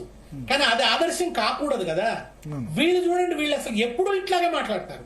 వీళ్ళు ఉదాత్తంగా మాట్లాడడం అనేది ఎప్పుడు జరగదు. వేదిక ఎక్కితే క్షుద్ర రాజకీయ విమర్శ, అది అపభ్రంశపు భాష, అది ఒక వికృతమైన భాషలో దాడి చేయటమే తప్ప గంభీరంగా మాట్లాడడం అసలు రానే రాదు. ఒక ఎనలైటికల్ గా మాట్లాడడం, ఎడ్యుకేటివ్ గా మాట్లాడడం, ఎడ్యుకేట్ చేస్తున్నట్టు మాట్లాడడం, గంభీరంగా చెప్పడం, అట్లా మనం ఎన్నిసార్లు చూసాం కేసీఆర్ గారిలో. అది మీకు కనిపించదు వీళ్ళలో. కేసీఆర్ గారిని ఆదర్శంగా తీసుకుంటే అట్లా మాట్లాడాలి. ఇప్పుడు ఏది తీసుకోవాలనే విచక్షణ కూడా నీకు ఉండాలి కదా. ఆ వ్యక్తి నుంచి నేను ఇదే నేర్చుకున్నానంటే అది నీ అభిరుచి, నువ్వు అంతవరకే గ్రహించగలుగుతున్నావు అని అర్థం. సో ఇప్పుడు ఇంత ఇప్పుడు హరీష్ రావు, నేను మొన్న అన్నాను హరీష్ రావు, కేటీఆర్, కేసీఆర్, ఇప్పుడు కనుక ఒక సందర్భంలో ఇప్పుడు బెస్ట్ చీఫ్ మినిస్టర్ ఎవరు అని పెడితే రాష్ట్రంలో కట్టింగ్ అక్రాస్ ఆల్ పార్టీస్ మళ్ళీ టాప్ 3 బీఆర్ఎస్ పార్టీ నుంచే ఉంటారు ఇవాళ కాంటెక్స్ట్ లో. అంటే మీకు అంటే 2 కత్తులు ఒక ఎరలో ఇమ్మడం అంటారు, 3 కత్తులు ఎట్లా ఒక ఎరలో ఇమ్ముడుతున్నాయి అంటే నిజానికి వాళ్లకు లీడర్షిప్ పరంగా. నేను ఒకసారి హరీష్ రావు గారు ముగ్గురు ఒకే పార్టీ కావడం మైనస్. బహుశా ఇప్పుడు కొంతమంది బీజేపీ ఫేవర్ లో ఉండి, బీజేపీలో ఉండి హరీష్ రావును కేటీఆర్ అభిమానించే వాళ్ళు ఉండొచ్చు, ప్లస్ కాంగ్రెస్ లో ఉండి కూడా వీళ్ళిద్దరిని అభిమానించే వాళ్ళు ఉండొచ్చు. ఆ పార్టీ ఓటర్స్ ఆ పార్టీకి ఉంటారు, సరే బీఆర్ఎస్ లో ఉన్నది కాదు. కానీ పర్సన్స్ వైజ్ గా ఓటింగ్ పెడితే బెస్ట్ అడ్మినిస్ట్రేషన్ పరంగా అయినా లేకపోతే థింకింగ్ పరంగా అయినా నో డౌట్ ఈ ముగ్గురికే వస్తుందని నేను అనుకుంటాను. వీళ్ళే టాప్ 3లో ఉంటారు అనుకుంటాను. చాలా చాలా శక్తిమంతులు, ఏం అనుమానం లేదు.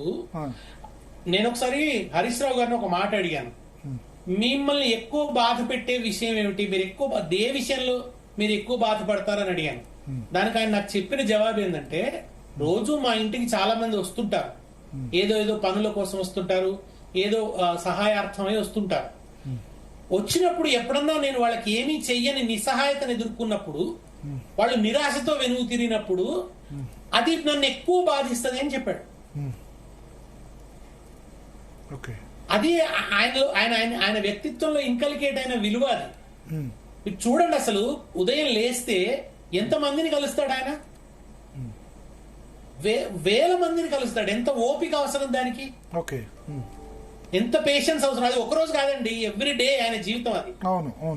ఒక బిజీ డాక్టర్ కు అవతల పేషెంట్లు ఎలా ఉంటారో అలా జనం నిలబడి ఉంటారు బారులు తీరి. అక్కడ ఆయన పిఏలు వాళ్ళంతా ఓపీ ఓపీ అని అంటారు. ఓపీ ఎంత అంటుంటారు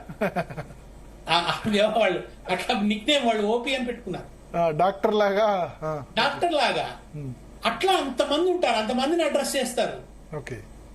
మళ్ళీ కొంచెం వ్యక్తిగతంగా మాట్లాడాల్సిన వాళ్ళతో మళ్ళీ కూర్చొని వ్యక్తిగతంగా మాట్లాడతారు.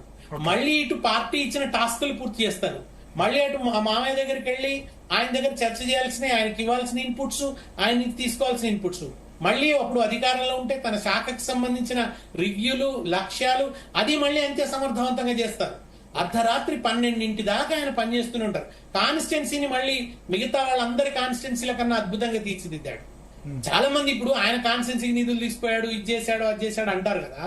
ఇన్నేళ్ల బట్టి అనేక మంది వాళ్ళ కాన్స్టిట్యున్సీలను తీర్చిదిద్దుకుంటూనే వస్తున్నారు కదా. ఎవరు హరీష్ లాగా అభివృద్ధి ఎందుకు చేయలేకపోయారు? ఎవరు కేటీఆర్ లాగా ఎందుకు అభివృద్ధి చేయలేకపోయారు? వాళ్ళు ముఖ్యమంత్రులు అయ్యారు, వాళ్ళు మంత్రులు అయ్యారు. ఎక్కడ 10 ఏళ్ళు తెలంగాణ వచ్చిన తర్వాత 10 సంవత్సరాలు అధికారం బీఆర్ఎస్ ఉంది కదా, ఇప్పుడు 1.5 year అయింది. మీరు కాదు, మీరు అంతకుముందు 10 సంవత్సరాలు కాంగ్రెస్ అధికారంలో ఉన్నప్పుడే చెప్పండి. ఏ నాయకుడు తన కాన్స్టిట్యున్సీ అది రాజశేఖర రెడ్డి చేసుకున్నాడు పులివెందుల, అక్కడ చేసి ఉంటాడు. నేను అడిగి తెలంగాణ నాయకులలో చెప్పండి మీరు. అంటే తెలంగాణ నాయకులు మంత్రులే, ముఖ్యమంత్రులు కాదు. ప్లస్ అంత అధికారం కూడా లేదు. హరీష్ రావు ముఖ్యమంత్రి కాదు. తర్వాత ఇంకొకటి, హరీష్ రావు ప్రతిపక్షంలో ఉన్నప్పుడు కూడా సిద్దిపేట అభివృద్ధి చేశాడు. ప్రతిపక్షంలో ఉన్నప్పుడు కూడా ఎక్కడ ఏ ఫండ్స్ ఉంటాయి, ఏవి తీసుకురావచ్చు అని చెప్పి అలర్ట్ గా ఉండడం అండి, సెన్సిటివ్ గా ఉండడం, ఆ విషయాల్లో కమాండ్ సంపాదించడం. ప్రతిపక్షంలో ఉన్నప్పుడు పబ్లిక్ ను అడ్రస్ చేయడం, ఎస్పెషల్లీ ఇప్పుడు హరీష్ రావు మోడల్ అంటారు ఎమ్మెల్యేలు కొద్దిమంది అంటారు. ఎవరు ఫోన్ చేసినా, కాయిన్ బాక్స్ నుంచి ఫోన్ చేసినా ఫోన్ లిఫ్ట్ చేయడం. అప్పుడు ఫోన్ వచ్చిన కొత్తలో ఎమ్మెల్యే కాబట్టి, సెల్ ఫోన్ వచ్చిన కొత్తలో కాబట్టి. ఆయన ప్రతిపక్షంలో ఉన్నప్పుడు సిద్దిపేటలో మాస్టర్ ప్లాన్ అమలైంది. ఆయన ప్రతిపక్షంలో ఉన్నప్పుడే సిద్దిపేట కాలేజీ యూనివర్సిటీ అయింది. అప్పుడే కదా సిద్దిపేట కాలేజీకి నేను డబ్బులు ఇచ్చాను అని కిరణ్ కుమార్ రెడ్డి అసెంబ్లీలో అన్నాడు. ఆ పైనుంచి మాట్లాడుతూ ₹1 కూడా ఇవ్వను అని అన్నాడు ఆయన. ఆ తర్వాత అప్పుడే సిద్దిపేటలో చెట్లు పెట్టించడం జరిగింది. అప్పుడే సిద్దిపేటకు అనేక రకాల విద్యా సంస్థలు తీసుకురావడం జరిగింది. ఆయన తనకున్న శక్తియుక్తులు, అదే సెంట్రల్ గవర్నమెంట్ నుంచి కూడా ఏ ఫండ్స్ ఉంటాయి, ఏమిటి, ఎలా ట్యాప్ చేయొచ్చు, దానికి మనుషులు ఎవరిని ఉంచాలి, నిరంతరం అది ఆలోచించడం, పర్సువేట్ చేయటం. ఇప్పుడు ఊళ్ళో చెట్లు పెట్టాడండి, ఒక చెట్టు వాడిపోతే ఆయనకు మనసు పట్టదు.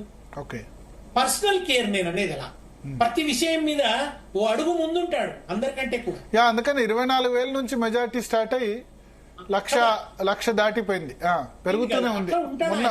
మొన్న ఎలక్షన్ లో ఫస్ట్ టైం తగ్గడం. కనుక ఇవి వీళ్ళు అంటే వీళ్ళకి ఇంకొకటి 2 జరిగాయండి. ఒకటి కేసీఆర్ గారు నుంచి నేర్చుకున్నవి, రెండవది ఉద్యమం వీళ్ళకి చాలా శక్తుల్ని ఇచ్చింది. కేటీఆర్ కైనా హరీష్ కైనా మాట్లాడే నైపుణ్యాన్ని బాగా పెంచింది. విభిన్న వర్గాలతో సంభాషించే అవకాశం ఉద్యమంలో వచ్చింది. మామూలు సందర్భాల్లో మీకు రాదు. ఆయా ఉద్యమ కార్యాచరణలో వాటిని నిర్వహించినటువంటి అనుభవం వచ్చింది. దేశవ్యాప్తంగా వాదించారు తెలంగాణ గురించి, అధ్యయనం చేశారు. ఒక జయశంకర్ గారితో, ఈవెన్ కోదండరాం గారితో మేము అందరం కూర్చొని విషయాలను అధ్యయనం చేసేవాళ్ళు.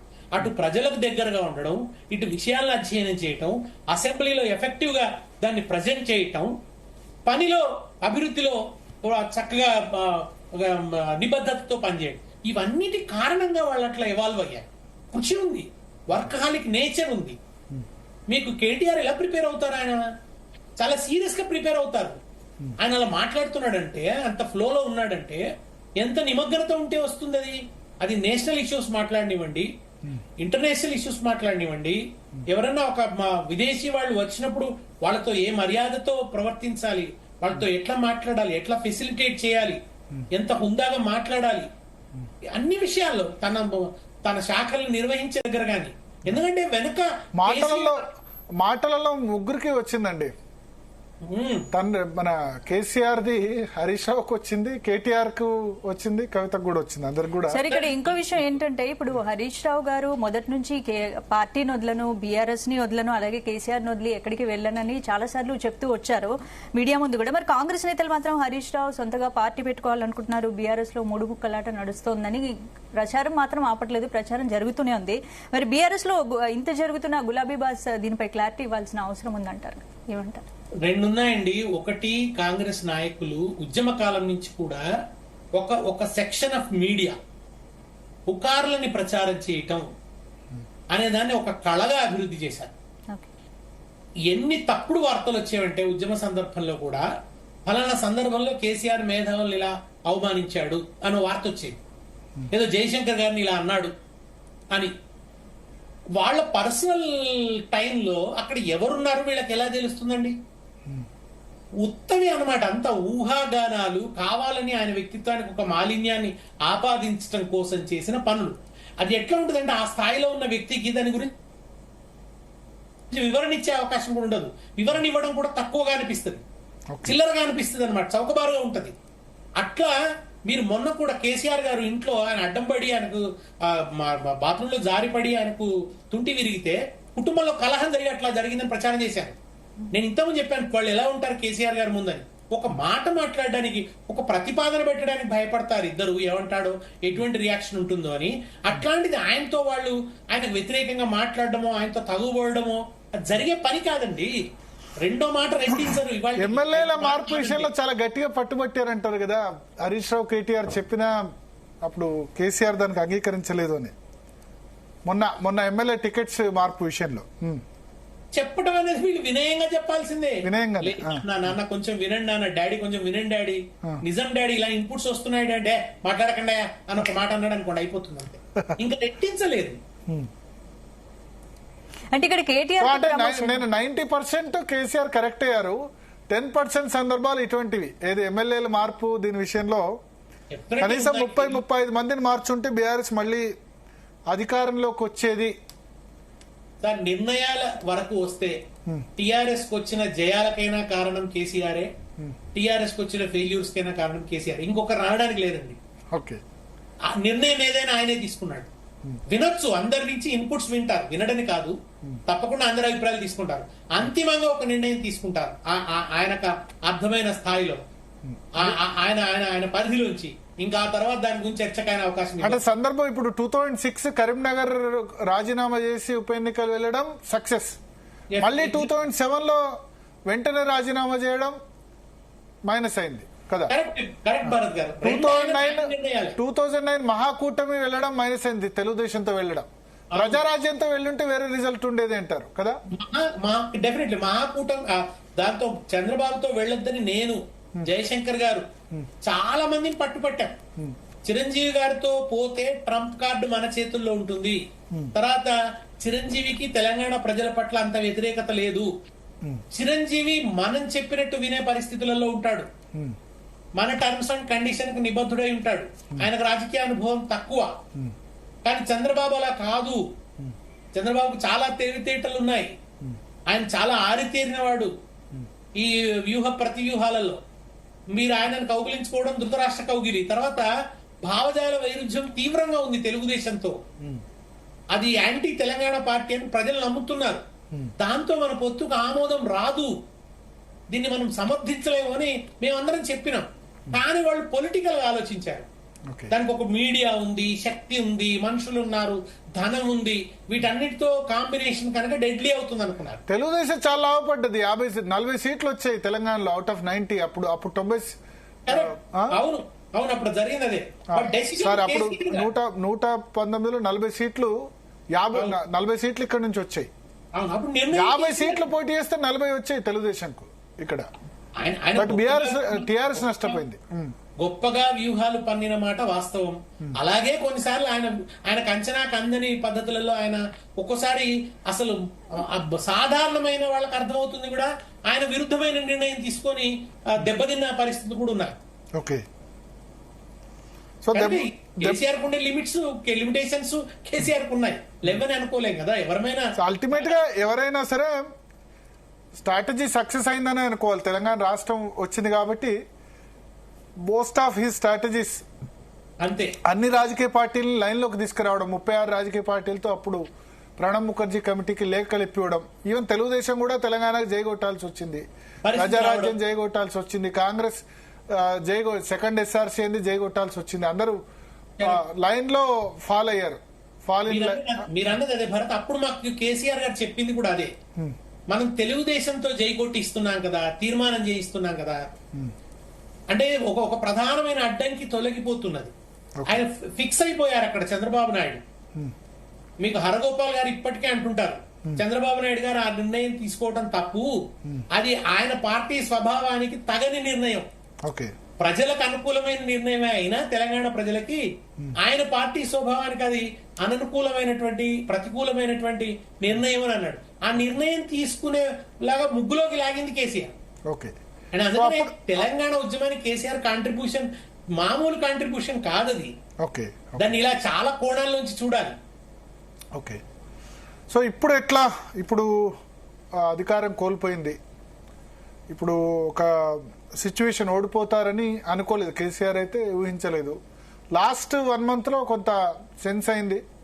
1.5 month లో మరి ఆయన గ్రహించారో లేదో తెలియదు. 1.5 month లో అయితే ఖచ్చితంగా సంథింగ్ ఈజ్ హ్యాపెనింగ్, అంటే కష్టం అనే స్థితికి వచ్చింది లాస్ట్ 2 months. మేమందరం స్మెల్ చేశాం, ఇంక్లూడింగ్ కేటీఆర్, హరీష్ రావు కూడా స్మెల్ చేశారు. కానీ కేసీఆర్ గారు గట్టి నమ్మకంతో, ఆయన ఎందుకు నమ్మకంతో ఉన్నారంటే జరిగిన పని అంతగా ఉందని, అభివృద్ధి అంతగా చేశాము, సంక్షేమం కూడా అంతగా ప్రజలకు అందింది కనుక పని చేసే ప్రభుత్వాన్ని ప్రజలు వదులుకోరు. ఇది ఆయన బలీయమైన నమ్మకం. కానీ ఎమోషన్స్ ని హ్యాండిల్ చేయటంలో టిఆర్ఎస్ సరిగ్గా వ్యవహరించలేదు. అది టిఆర్ఎస్ కు చాలా సమస్యగా మారింది. రెండు అంటారు, ఆరోగెన్స్, యాక్సెసిబిలిటీ లేకపోవడం. దానికన్నా కూడా ఇప్పుడు టిఆర్ఎస్ నుంచి బిఆర్ఎస్ గా మారినప్పుడు ఆ కారణం కన్విన్సింగ్ గా జనాలకు చెప్పలేకపోయింది. అంటే ఆ పేరు వల్ల నెగటివ్ ఓటింగ్ వేస్తారా? అంటే డెఫినెట్లీ అది అప్పటికి కూడా నాతో ఇంటర్వ్యూలో కేటీఆర్ చెప్పారు ఒక చాలా మంచి పాయింట్. మేము ఎవరు కోటేశామంటే కారు కోటేశాం, లేకపోతే టీఆర్ఎస్ కనకుండా తెలంగాణ కోటేశాం అంటారు. ఇప్పటికి పబ్లిక్ వస్తే ఎవరు కోటేశాం అంటే తెలంగాణ కోటేశాం. అంటే బీఆర్ఎస్ అయినా సరే పబ్లిక్ లో అంతగా నాటుకుపోయింది ఏంటంటే, మేము ఎవరు కోటేశాం అంటే ఎగ్జిట్ పోల్స్ సర్వే చేసిన వాళ్ళకు తెలంగాణ కోటేశాం అని చెప్తారు గ్రామీణ ప్రాంతాలు. తెలంగాణ కోటేశాం అంటే టిఆర్ఎస్ అన్నట్టే అంత భావజాలమైంది. ఓన్లీ పేరు మార్పే కారణం అంటారు. అట్లా అంటే అనేక లేయర్స్ ఉంటాయి కదా ప్రజల్లో కూడా. మీరు చెప్పేది సామాన్యమైన ప్రజలు, కానీ బుద్ధిజీవులు, ఆలోచన పరులు, మధ్యతరగతి ఉద్యోగస్తులు, రకరకాల వాళ్ళు ఉంటారు కదా. అది ఈ పైనుంచి కింది దాకా పర్కులేట్ అవుతుందండి. అది ఒకటి. తర్వాత ఈ మన పబ్లిక్ సర్వీస్ కమిషన్ నుంచి మన పేపర్లు లీక్ అయినప్పుడు చైర్మన్ ను తీసేయాలనే వాదన బలంగా వచ్చింది. సర్వీస్ కమిషన్ చైర్మన్ అది అంటే తీసేయడం దానివల్ల ఏముంది లేని కేసీఆర్ గారు అనుకున్నారు. కానీ అది నిరుద్యోగుల పట్ల ఒక కన్సర్న్ వ్యక్తం చేయడం, అది గ్రహించడంలో వాళ్ళు పొరపాటు చేశారు. కానీ తీసేరాదు కదా ముఖ్యమంత్రి, రాష్ట్రపతి తీసేయాలి, లేకపోతే ఆయన రిజైన్ చేయమని చెప్పాలి ఇండైరెక్ట్ గా, అంతే తప్ప అదే పబ్లిక్ సర్వీస్ కమిషన్ చైర్మన్ తీసేసే అధికారం ముఖ్యమంత్రి ప్రభుత్వం అర్థంలోనే. పైగా అప్పుడు గవర్నర్ తో కూడా ఒక సమస్య ఉందండి. ఇవాళ రేవంత్ రెడ్డి గారితో ఉన్నట్టు గవర్నర్, అప్పుడు ఉన్న బీజేపీ గవర్నర్ అట్లా లేరు కేసీఆర్ గారితో. అప్పుడు చాలా సమస్య ఉంది. అయినప్పటికీ మీరు చెప్పినట్టు రిజైన్ చేయమని సూచిస్తే ఆయన రిజైన్ చేసేవాడు. అది మనకు నిరుద్యోగుల పట్ల ఉన్న కన్సర్న్ వ్యక్తమయ్యేది. అంటే పేపర్ లీక్ అవడం పట్ల మనం ఎంత సెన్సిటివ్ గా ఉన్నాం అనేది వ్యక్తమయ్యేది. తర్వాత దాంతో పాటు బీజేపీ పట్ల ఒక స్పష్టమైన వైఖరి తోచలేదు ప్రజలకి. ముఖ్యంగా మైనారిటీస్ బలంగా విశ్వసించాలి టిఆర్ఎస్ ని, కానీ టిఆర్ఎస్ బీజేపీతో వ్యతిరేకంగా ఉండాల్సినంత అనే ఒక అనుమానాలకు అవకాశం కలిగింది. బట్ పార్లమెంట్ లో అది అయిందేమో కానీ అసెంబ్లీలో అయితే క్లియర్ గా మైనారిటీస్ ఓటేశారు. అందుకని మీకు జిహెచ్ఎంసీ ఏరియా అత్యధికంగా మైనారిటీ ఉన్న చోట బీఆర్ఎస్ కి వచ్చింది. జిహెచ్ఎంసీ వరకు కానీ కొంచెం గ్రామీణ ప్రాంతాల్లో ఆ ప్రభావం కనిపించింది. జిహెచ్ఎంసీలో కొంచెం ఈ కరీంనగర్ సీటు ఇటువంటి సీట్లు వచ్చాయి కదా, కరీంనగర్ ఇటువంటి ఎక్కువ మైనారిటీ ఉన్న సీట్లు బీఆర్ఎస్ గెలిచింది కదా. కొన్ని చోట్ల ఉన్నప్పటికీ ఆ ఫ్యాక్టర్ ఉందండి. అంటే మనకు వచ్చిన సమాచారం ఉంటుంది కదా, ఆ ఫ్యాక్టర్ ఉంది. తర్వాత దళిత బంధు లాంటి పథకాలు కూడా ఏమయ్యాయంటే అది సాచురేషన్ మోడ్ లో ఇచ్చేటువంటి పథకాలు కావు. ఓకే, అందరికి ఇవ్వడం సాధ్యంగా దళిత బంధు కాని పథకాలు. దాన్ని సరిగ్గా అర్థం చేసుకోలేకపోయారు ప్రజలు. అంటే దాని వెనుక ఆయనకున్న కన్సర్న్ కానీ ఆయన ప్లానింగ్ ని కానీ సరిగ్గా అర్థం చేసుకోలేదు, వీళ్ళు చెప్పలేకపోయారు కూడా.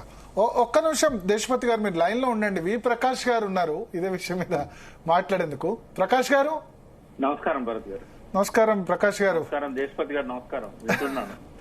సో మీరు లాస్ట్ 1 వీక్ గా ఉన్నట్టు లేరు. 1 వీక్ గా చాలా లాస్ట్ 3-4 డేస్ లో చాలా ఇంపార్టెంట్ పరిణామాలు జరిగాయి. అంటే ముఖ్యంగా ప్రతి బీఆర్ఎస్ కార్యకర్త హ్యాపీగా ఫీల్ అయ్యే పరిణామాలు. చెప్పండి సార్. హరీష్ రావు నేను కేటీఆర్ నాయకత్వాన్ని యాక్సెప్ట్ చేస్తాను, ఆయన నేతృత్వంలో పనిచేస్తానని మరొకసారి పునరుద్ఘాటించారు ఆఫ్టర్ ప్లీనరీ.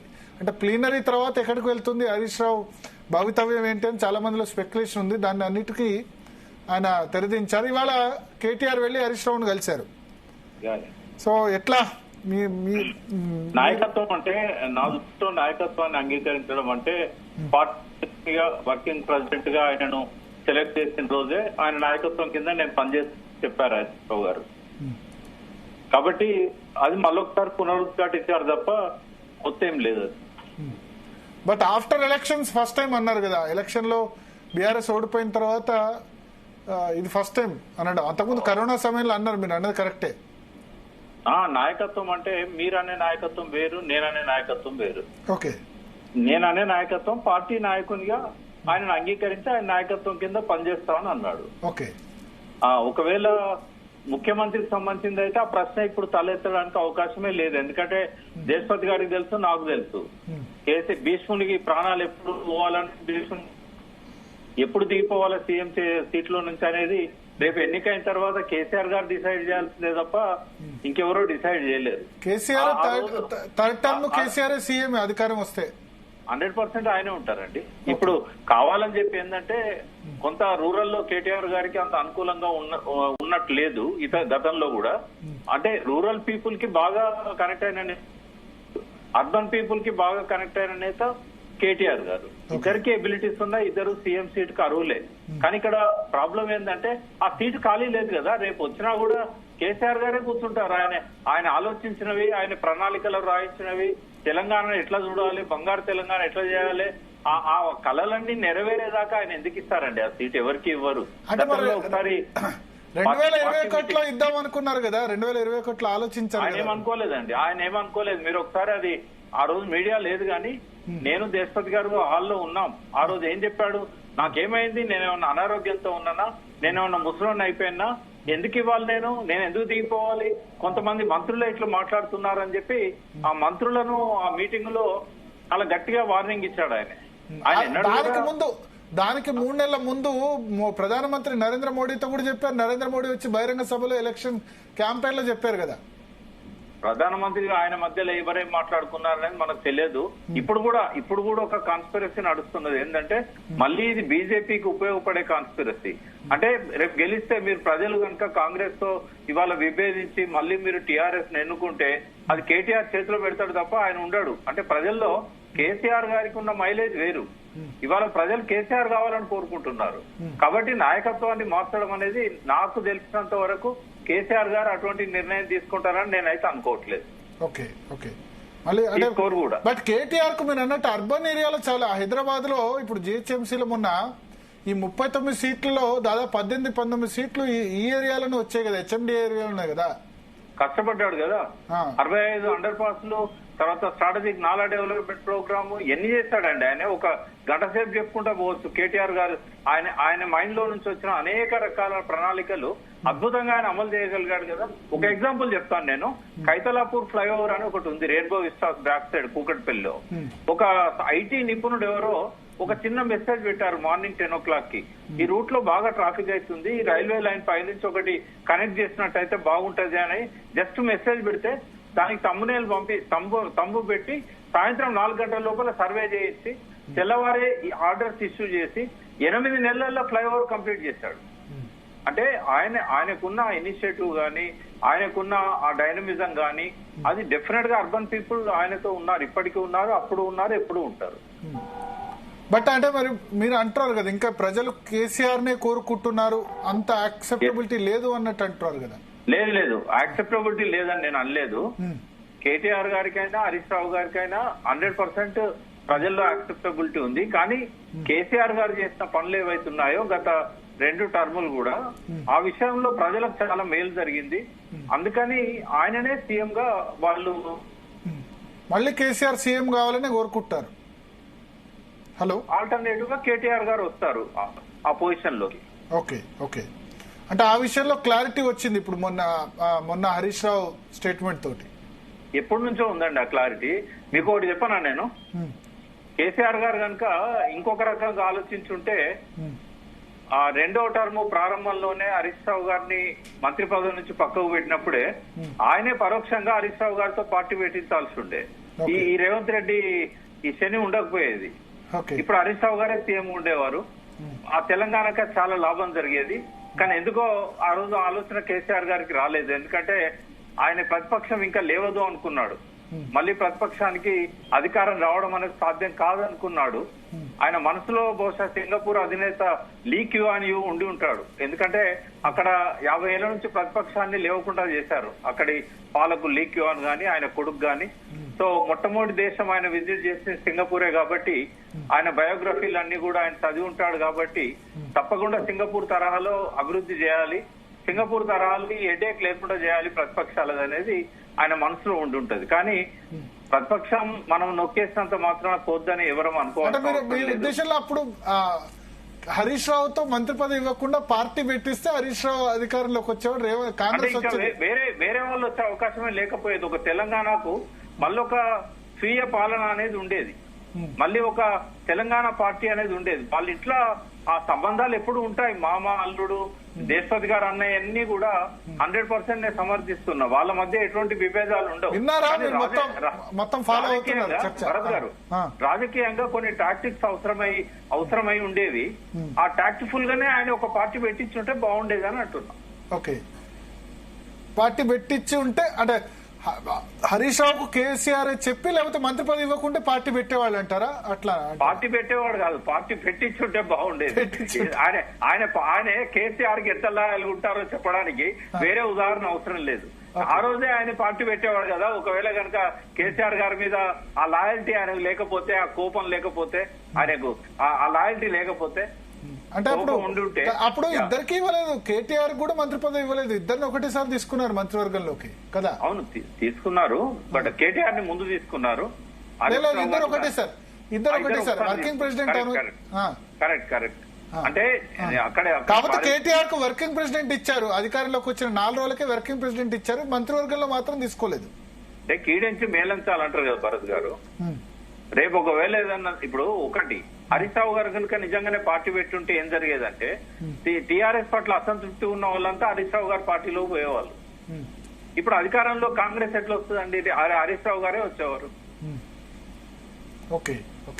అటువంటి అవకాశాన్ని పోగొట్టుకున్నాడు కేసీఆర్ గారు. అట్లా కూడా ఆలోచిస్తుండేనా? అంటే మీరు చాలా డిఫరెంట్ సినారియో చెప్తున్నారు. ఒక్క నిమిషం.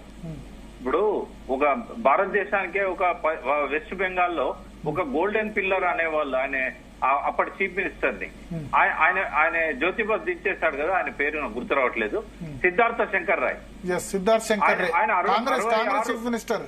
అవును, 66లో అంత పవర్ఫుల్ చీఫ్ మినిస్టర్ పోయిన తర్వాత ఈ రోజు వరకు మళ్ళీ అక్కడ ఇంకొక కాంగ్రెస్ ప్రభుత్వం రాలేదు. ఇక్కడ కూడా కామరాజ్ నాడార్ అనేవాడు నెహ్రూకును ఇందిరాగాంధీకి పాఠాలు నేర్పిన వ్యక్తి, ఇందిరాగాంధీని ప్రైమ్ మినిస్టర్ చేసిన వ్యక్తి. అటువంటి కామరాజ్ 23 తర్వాత మళ్ళీ రాలేదు అని అంటే డిఎంకే డిఎంకే అనేది రెండు కూడా పెరియార్ రామస్వామి నాయక్ గారి ఆలోచనలోంచి వచ్చిన పార్టీ. అంటే ఈ రెండు ఉన్నప్పుడు ఇంకొక జాతీయ పార్టీకి అవకాశం లేకుండే.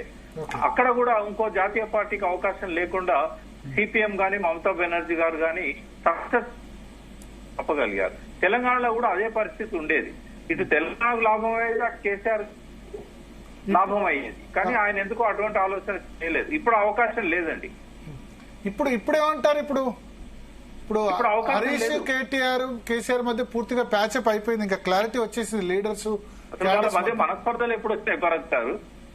మనస్పర్ధలు లేదా మనస్పర్ధలు లాస్ట్ 20 days గా అని అన్నారు కదా. లాస్ట్ అలగడం కూడా 20 days గా లేవా ప్లీనరీ సమయంలో ఉన్నాయి కదా? లేదు, అవి మనస్పర్ధలు అంటే చిన్న చిన్న పొరపొచ్చాలే. ఇవి కింద ఉన్న కార్యకర్తలు ఎక్కువ చేస్తారండి. చూడు సభలో వాళ్ళిద్దరు ఫోటోలు పెట్టారు, నీ ఫోటో పెట్టలేదని రెచ్చగొడుతూ ఉంటారు. అప్పుడప్పుడు కొద్దిగా బ్రెయిన్ లో కొంత డోపమైన్ అనేది కొంత తక్కువ రిలీజ్ అవుతుంది, లేదా ఎక్కువ రిలీజ్ అవుతుంది, సెరోటోనిన్ ఎక్కువ రిలీజ్ అవుతుంది. దానివల్ల ఏమైందంటే ఎదుటోళ్ళు చెప్పినప్పుడు ఆ మానసికంగా ఆ కెమికల్స్ వల్ల కొన్ని ఫ్రస్ట్రేషన్స్ వస్తాయి. కానీ నేను అలగడం అని కూడా అనను, చిన్నపాటి నారాజు అయింది అని అనొస్తాను నేను. అలగడం కూడా కాదు అది. దేశపతి గారు అన్నారా? ఏమన్నారు అది? అంటారు కదా, దాన్ని మనం మామూలుగా చిన్నపుచ్చుకోవడం అంటారు. చిన్నపుచ్చుకోవడం, అలగడం అనేది పెద్ద పదం కొంచెం. భరత్ గారు, ఓటమి జరిగిన తర్వాత అందరూ కూర్చున్నప్పుడు హరీష్ రావు గారు ఒక మాట అన్నారు. మీరు ఒక చరిత్ర పురుషులు, అంటే కేసీఆర్ గారి గురించి ఆయన అన్నమాట, మీరు ఒక చరిత్రను సృష్టించారు, తెలంగాణను సాధించారు, అద్భుతంగా అభివృద్ధి చేసి తెలంగాణకున్న అనేక సమస్యల్ని పరిష్కరించారు, ఈ తెలంగాణ సమాజానికి ఒక కొత్త జీవాన్ని ఇచ్చారు, కొత్త బలాన్ని ఇచ్చారు. నిజానికి మీరు జీవిత పర్యంతం ముఖ్యమంత్రిగా ఉండాల్సిన వ్యక్తి, మీరు చేసిన కాంట్రిబ్యూషన్ కి మీకున్న సామర్థ్యాన్ని. కానీ అనుకోకుండా ఈ ఓటమి సంభవించింది. మా అందరి మనసులో ఉన్నది ఒకటే, మీ రిటైర్మెంట్ అనేది చాలా హుందాగా గౌరవంగా జరగాలి, తిరిగి మీరు ముఖ్యమంత్రి కావాలి, ముఖ్యమంత్రిగానే మీరు మీ రాజకీయ జీవితాన్ని ముగించాలి తప్ప ఈ రకమైనటువంటి ఓటమి భారంతోనో ఇట్లనో జరగొద్దు. తిరిగి మిమ్మల్ని ముఖ్యమంత్రి చేయడమే మా అందరి కర్తవ్యం. ఈ మాట హరీష్ రావు గారు అన్నారు. అంటే ఒక అవతార పరిసమాప్తి అంటాం కదండి, ఒక గొప్ప వ్యక్తి అవతార పరిసమాప్తి ఎలా జరగాలి, అంత మ్యాగ్నానిమిటీ ఉన్నప్పుడు అట్లా జరగాలి. మొన్న రజతోత్సవ సభ తర్వాత లేకపోతే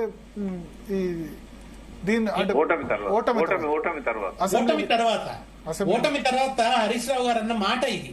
మీరు అలా డిగ్నిఫైడ్ గానే మళ్ళీ ముఖ్యమంత్రిగానే ఆ స్థాయిలోనే మీ నిష్క్రమణ ఉండాలి తప్ప, మీరు ప్రకటించాలనుకున్న రోజున రిటైర్మెంట్ ముఖ్యమంత్రి స్థాయిలోనే జరగాలి తప్ప ఇలాంటి పరిస్థితులలో కాదు. కనుక మిమ్మల్ని మేమందరం పట్టుపట్టి ఒక గట్టి ప్రయత్నం చేసైనా తిరిగి మిమ్మల్ని ముఖ్యమంత్రిగా మేము చేస్తాం. మీ హయాంలో మళ్ళీ తెలంగాణకి ఇంకా మిగిలి ఉన్న ఆకాంక్షలు ఏమన్నా ఉంటే వాటన్నిటిని మనందరం నెరవేర్చవలసి ఉంది అని చాలా డిగ్నిఫైడ్ అద్భుతంగా చెప్పారు ఆ రోజు హరీష్ రావు గారు. చెప్పారు మనందరి కర్తవ్యం అని చెప్పాడు ఆయన. అది వాళ్ళు అంటే నేను ఇంతకుముందు చెప్పాను కదా, ఉద్యమం ఇచ్చిన ఒక ఉదాత్తత ఉంది వాళ్ళకి. కేసీఆర్ గారి పట్ల కూడా వాళ్ళకి ఆరాధన ఉంది. వాళ్ళు ఇంత అల్పంగా ఇంత చౌకబారుగా ఏదో పడేయాలి ఎక్కాలి అని ఈ క్షుద్రమైన రాజకీయాలలో వాళ్ళు లేరండి. అటువంటి ఆలోచనలు లేవు. కేటీఆర్ గారైనా అదే ఆలోచిస్తున్నారు, హరీష్ రావు గారైనా అదే ఆలోచిస్తున్నారు. ఇంతకుముందు ప్రకాష్ గారు అన్నారు హరీష్ రావు గారితోనే పార్టీ పెట్టించుంటే బాగుండేది. నేను ముందే చెప్పాను, ఇగో ఇటువంటి మాయోపాయాలు ఆయన పన్నరు. ముందు చెప్పాను కదా, ఇలా దొంగ సంఘాలు పెట్టించడం, నకిలీ సంస్థల్ని పెట్టించడము, నకిలీ మనుషుల్ని ముందుకు తీసుకురావడం, అది మన సమైక్య రాష్ట్రంలో చూసాం. ఉద్యమాన్ని దెబ్బతీయడానికంట రకరకాల వ్యక్తులు రకరకాల సంఘాలు అప్పటికప్పుడు పుట్టుకొచ్చాయి. అలా ఆయన ఎప్పుడు ప్రవర్తించారు. కేసీఆర్ గారు ఎప్పుడు ఫ్రాంక్ ఉంటారు, ప్రజలతో స్పష్టంగా ఉంటారు ఆయన. కానీ ఇలాంటి మాయోపాయాలతో ఉండరు. రాజకీయాల్లో ఉండే ఎత్తుగడలు ఎప్పుడన్నా ఉండొచ్చు, కానీ అట్లా పాలిటిక్స్ ని అట్లా పూర్తి ఒక మోసంగా చేయటం, క్రిమినలైజ్ చేయటం, అది మాత్రం ఆయన ఎప్పుడు చేయలేదు. ఆయన అంటే అధికారం ఉంటే మన ఇంట్లోనే ఉండాలని అనుకుంటే కనుక ప్రకాష్ గారు చెప్పిన స్ట్రాటజీ అంతా. ఎవరు 1000 సంవత్సరాలు బ్రతకడానికి రారు. మనం మానవ మాతృలం, అన్నింటినీ మనం నిర్ణయించలేము. ప్రతిదానికి మనమే కర్తలమా దర్తలమా, ఇది ఆయన ఊత పదం అండి. ఎన్నోసార్లు అంటారు అన్నింటికి మనమే కర్తలమా దర్తలమా అని అంటుంటాడు ఆయన. సో అందుకని ఏంటంటే ఆయనకు అలా ఏం లేదు, నా తర్వాత ఎవరన్నది నేనే నిర్ణయించాలి, నా తర్వాత వాళ్ళకి నేను అప్పగించాలి, ఏదో చెయ్యాలి, అలా పారంపర్యంగా జరగాలి అని అట్లా ఏమీ ఆయన ఆలోచించడం లేదు. చెప్పండి భరత్ గారు, ఆయన పార్టీలోకి రావడాన్ని కూడా తీవ్రంగా వ్యతిరేకించారు కేసీఆర్ గారు. నేను దానికి సాక్ష్యం ఏంటంటే 2006 లో ఈయన ముంబై హెడ్ క్వార్టర్ గా కేటీఆర్ గారు తన జాబ్ కంటిన్యూ చేస్తున్న టైంలో ఢిల్లీలో ఉండేవారు ఎక్కువగా. ఆ ఢిల్లీలో ఉన్న టైంలో స్టేట్ కమిటీ లిస్ట్ ఒకటి తయారు చేస్తున్నాం. సుదర్శన్ రావు ఉండి చనిపోయింది, ఆయన నేను కలిసి తయారు చేస్తున్నాం. మాకు ఇచ్చారు ఆ బాధ్యత. నేను అప్పుడు పార్టీ జనరల్ సెక్రటరీగా ఉన్నాను. సుదర్శన్ రావు గారు సిటీ ప్రెసిడెంట్ గా ఉన్నాడు. అయితే ఆ పేర్లో ఒక 105 మంది పేర్లు ఏమో రాశాం మేము. 105 మంది పేర్లు రాసినప్పుడు ఆ ఆఖరి పేరు కేటీఆర్ గారి పేరు ఉంది, ఎగ్జిక్యూటివ్ మెంబర్. బహుశా ఆయన ఏమనుకుని ఉంటాడంటే సుదర్శన్ రావుతో రాయించాడు. నాన్నగారు ఇన్ని పేర్లు చూడడు, ఈ ప్రెసిడెంట్ సెక్రటరీల వరకే చూస్తాడు. అయితే ఆయన ఒక్కొక్క పేరు చదువుకుంటూ లాస్ట్ పేరు దాకా వచ్చి ఏం తమాషా అవుతుందా అని మా ఇద్దరిని పట్టుకొని తిట్టాడు. మేము ఎన్నిసార్లు చెప్పాం మనం మీటింగ్లు, నువ్వు పక్కన ఉన్నావు కదా, మియా బీబీ అని ఎన్నిసార్లు చెప్పాం మనం. మళ్ళీ ఈయన ఎందుకు రావాలంట పాలిటిక్స్ లకు అవసరమంటున్నా, ఆయన ఉద్యోగం చక్కగా చేసుకోవచ్చు కదా అని చాలా గట్టిగా కటువుగా మాట్లాడాడు. మాట్లాడి ఆ పేరు కొట్టేసిండు. ఆ కమిటీలో ఆయన పేరు రాలేదు. మళ్ళీ 2008 లో వేసిన కమిటీలో అప్పుడు కేటీఆర్ గారు ఆ పార్టీలోకి వచ్చారు.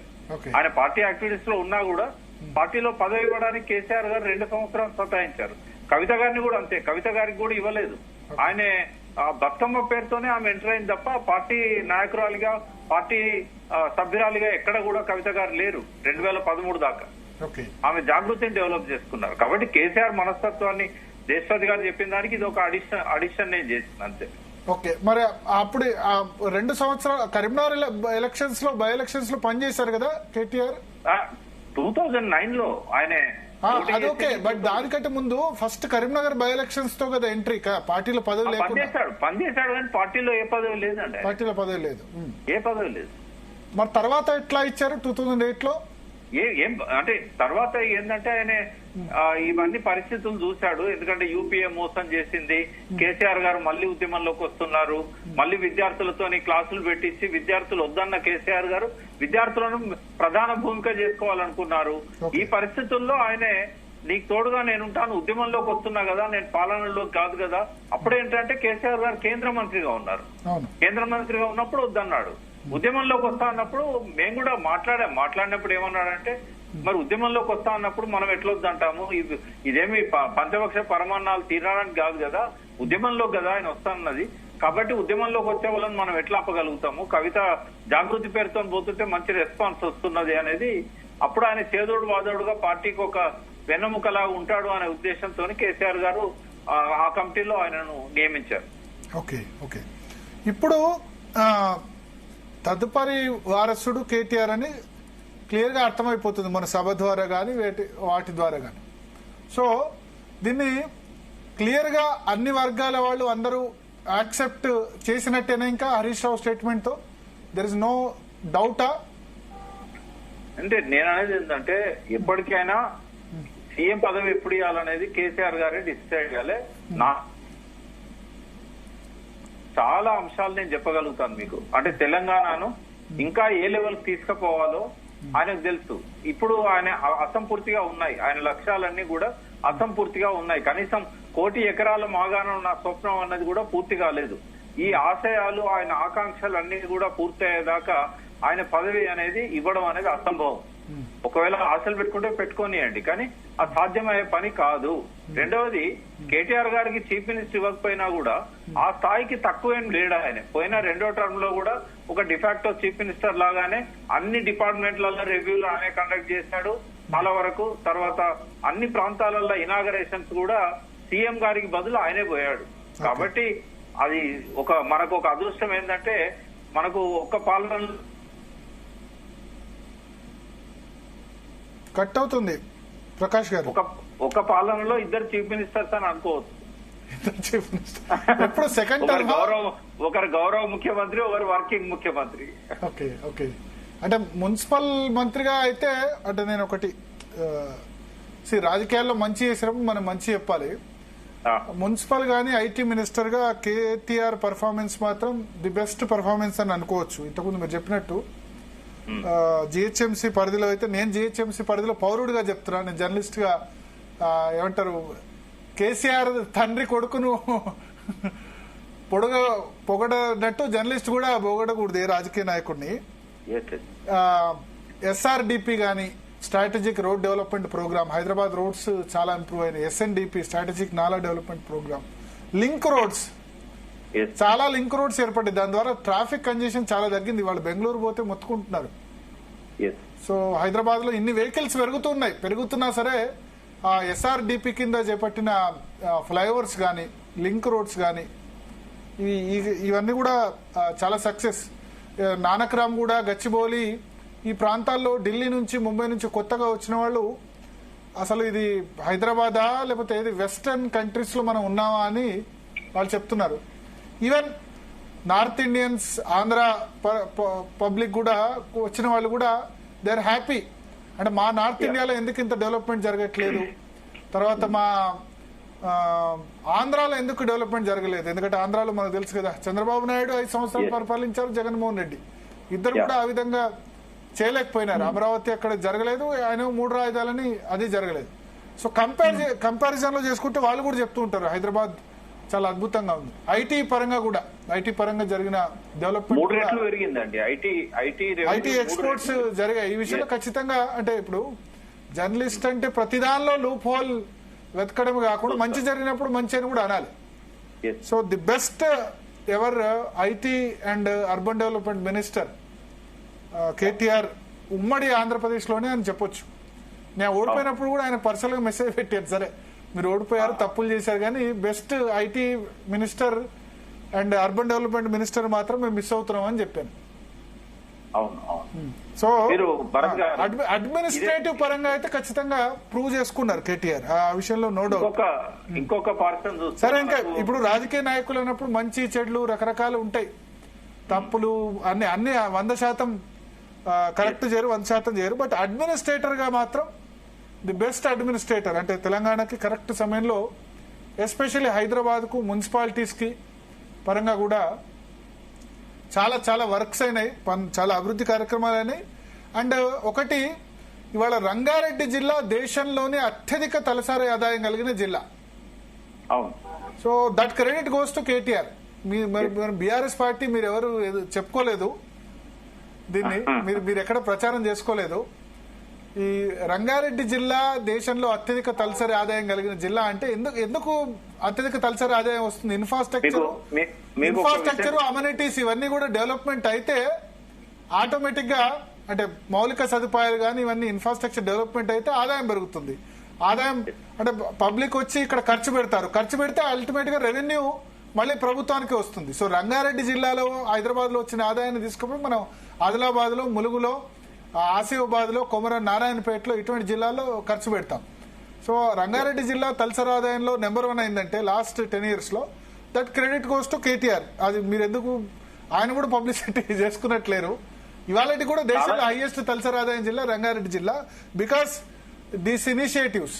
ఈ ఇనిషియేటివ్స్ వల్ల బెంగళూరు కంటే కూడా, అంటే బెంగళూరు ది బెస్ట్ అంటారు కదా, దానికంటే కూడా ఎక్కువ తలసరి ఆదాయం ఇక్కడ నుంచి వస్తుంది రంగారెడ్డి జిల్లాలో. ఎస్, ప్రచారం చేయాల్సిన చాలా ఉన్నాయి, చేసుకోలేని.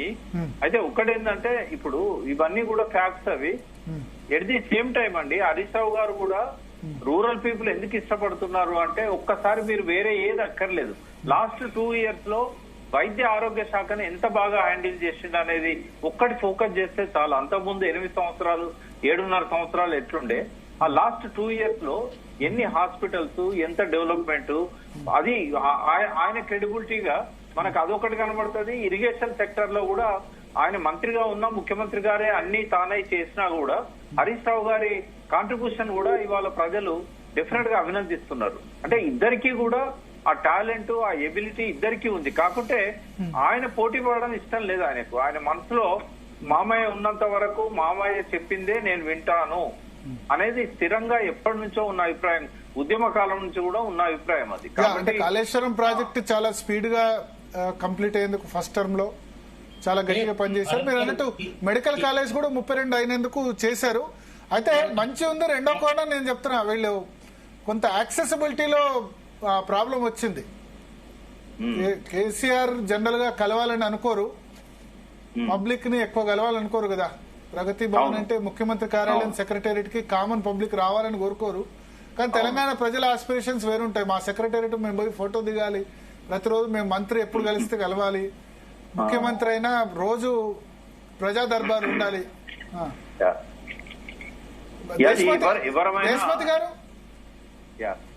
దేశపతి గారు ఎందుకు కేసీఆర్ ఇష్టపడరు పబ్లిక్ ని ఎక్కువ కలవడానికి? ఏం లేదండి, అంటే పర్పస్ఫుల్ విజిట్ ఉండాలని అనుకుంటారు ఆయన. కలవరు అన్నది కూడా కరెక్ట్ కాదు, చాలా మందితో కలుస్తుంటారు, మాట్లాడుతుంటారు. అయితే దాన్ని కొంత రిజిస్టర్ చేయటము, కొంత డ్రామటైజ్ చేయటము, కొంత పాపులరిస్టిక్ గా వ్యవహరించడం లాంటివి చేయరు ఆయన. అట్లా కాకుండా అసలే కలవలేదన్నది కరెక్ట్ కాదు. ఆయన చాలా మంది కలిశారు, చాలా మంది మాట్లాడారు. ఆయన తర్వాత కొంచెం మన సెకండ్ హాఫ్ లో మాత్రం కొద్దిగా బీఆర్ఎస్ గా మారిన తర్వాత జాతీయ రాజకీయాల మీద దృష్టి పెట్టినప్పుడు మాత్రం కొంత గ్యాప్ వచ్చింది. ఆ గ్యాప్ కొంత కాస్ట్లీ అయిన కొన్ని అభిప్రాయాలు ఉన్నాయి కదా. ఇప్పుడు సెక్రటేరియట్ అంటే అది కామన్ పబ్లిక్ రావాల్సిన అవసరం లేదు, వస్తే సిస్టమ్ ఫెయిల్ అయినట్టు. ప్రగతి భవన్ కూడా ముఖ్యమంత్రి దగ్గరికి అందరు రావాల్సిన అవసరం లేదు, గ్రామ పంచాయతీ లెవెల్ సమస్యలు అక్కడే పరిష్కారం కావాలి. కానీ ప్రజలకు అట్లా ఉండదు కదా, మా ముఖ్యమంత్రి మేము కలవాలి, ఫోటో దిగాలి, సెల్ఫీ దిగాలి. డెఫినెట్లీ దాన్ని పరిగణలోకి తీసుకోవాలి.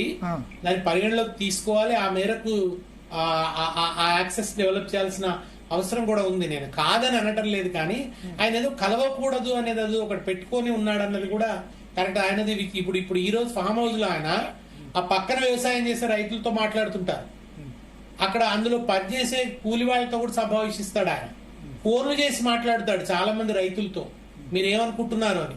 ఇప్పుడు ఆ ఊషంపల్లి ఆయన ఉన్నాడు కదా, బోర్లు వేసిన రామిరెడ్డి, ఆయనతో అప్పుడప్పుడు ఫోన్ లో మాట్లాడతారు.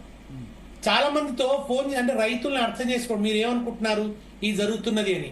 ఆయన ఫస్ట్ హ్యాండ్ ఇన్ఫర్మేషన్ కోరుకుంటాడు. మధ్యలో తమ కార్యకర్తలు నాయకులు తెచ్చి ఇచ్చిన సమాచారమే కాదు. అలా మీకు కొన్ని ఫోన్లు లీక్ అయిన సందర్భాలు కూడా ఉన్నాయి కదా. ఇక్కడ వాళ్ళు బియ్యం కొనము అన్నప్పుడు ఆయన మిల్లర్స్ తో మాట్లాడితే ఒక మిల్లర్ తో మాట్లాడింది లీక్ అయింది. సెంట్రల్ గవర్నమెంట్ మన యాసంగి బియ్యం కొనమంటే ఆ సందర్భంలో ఆయన ఒక మిల్లర్ తో మాట్లాడితే ఆ ఫోన్ లీక్ అయింది. అలా మాట్లాడతారు కూడా ఆయన.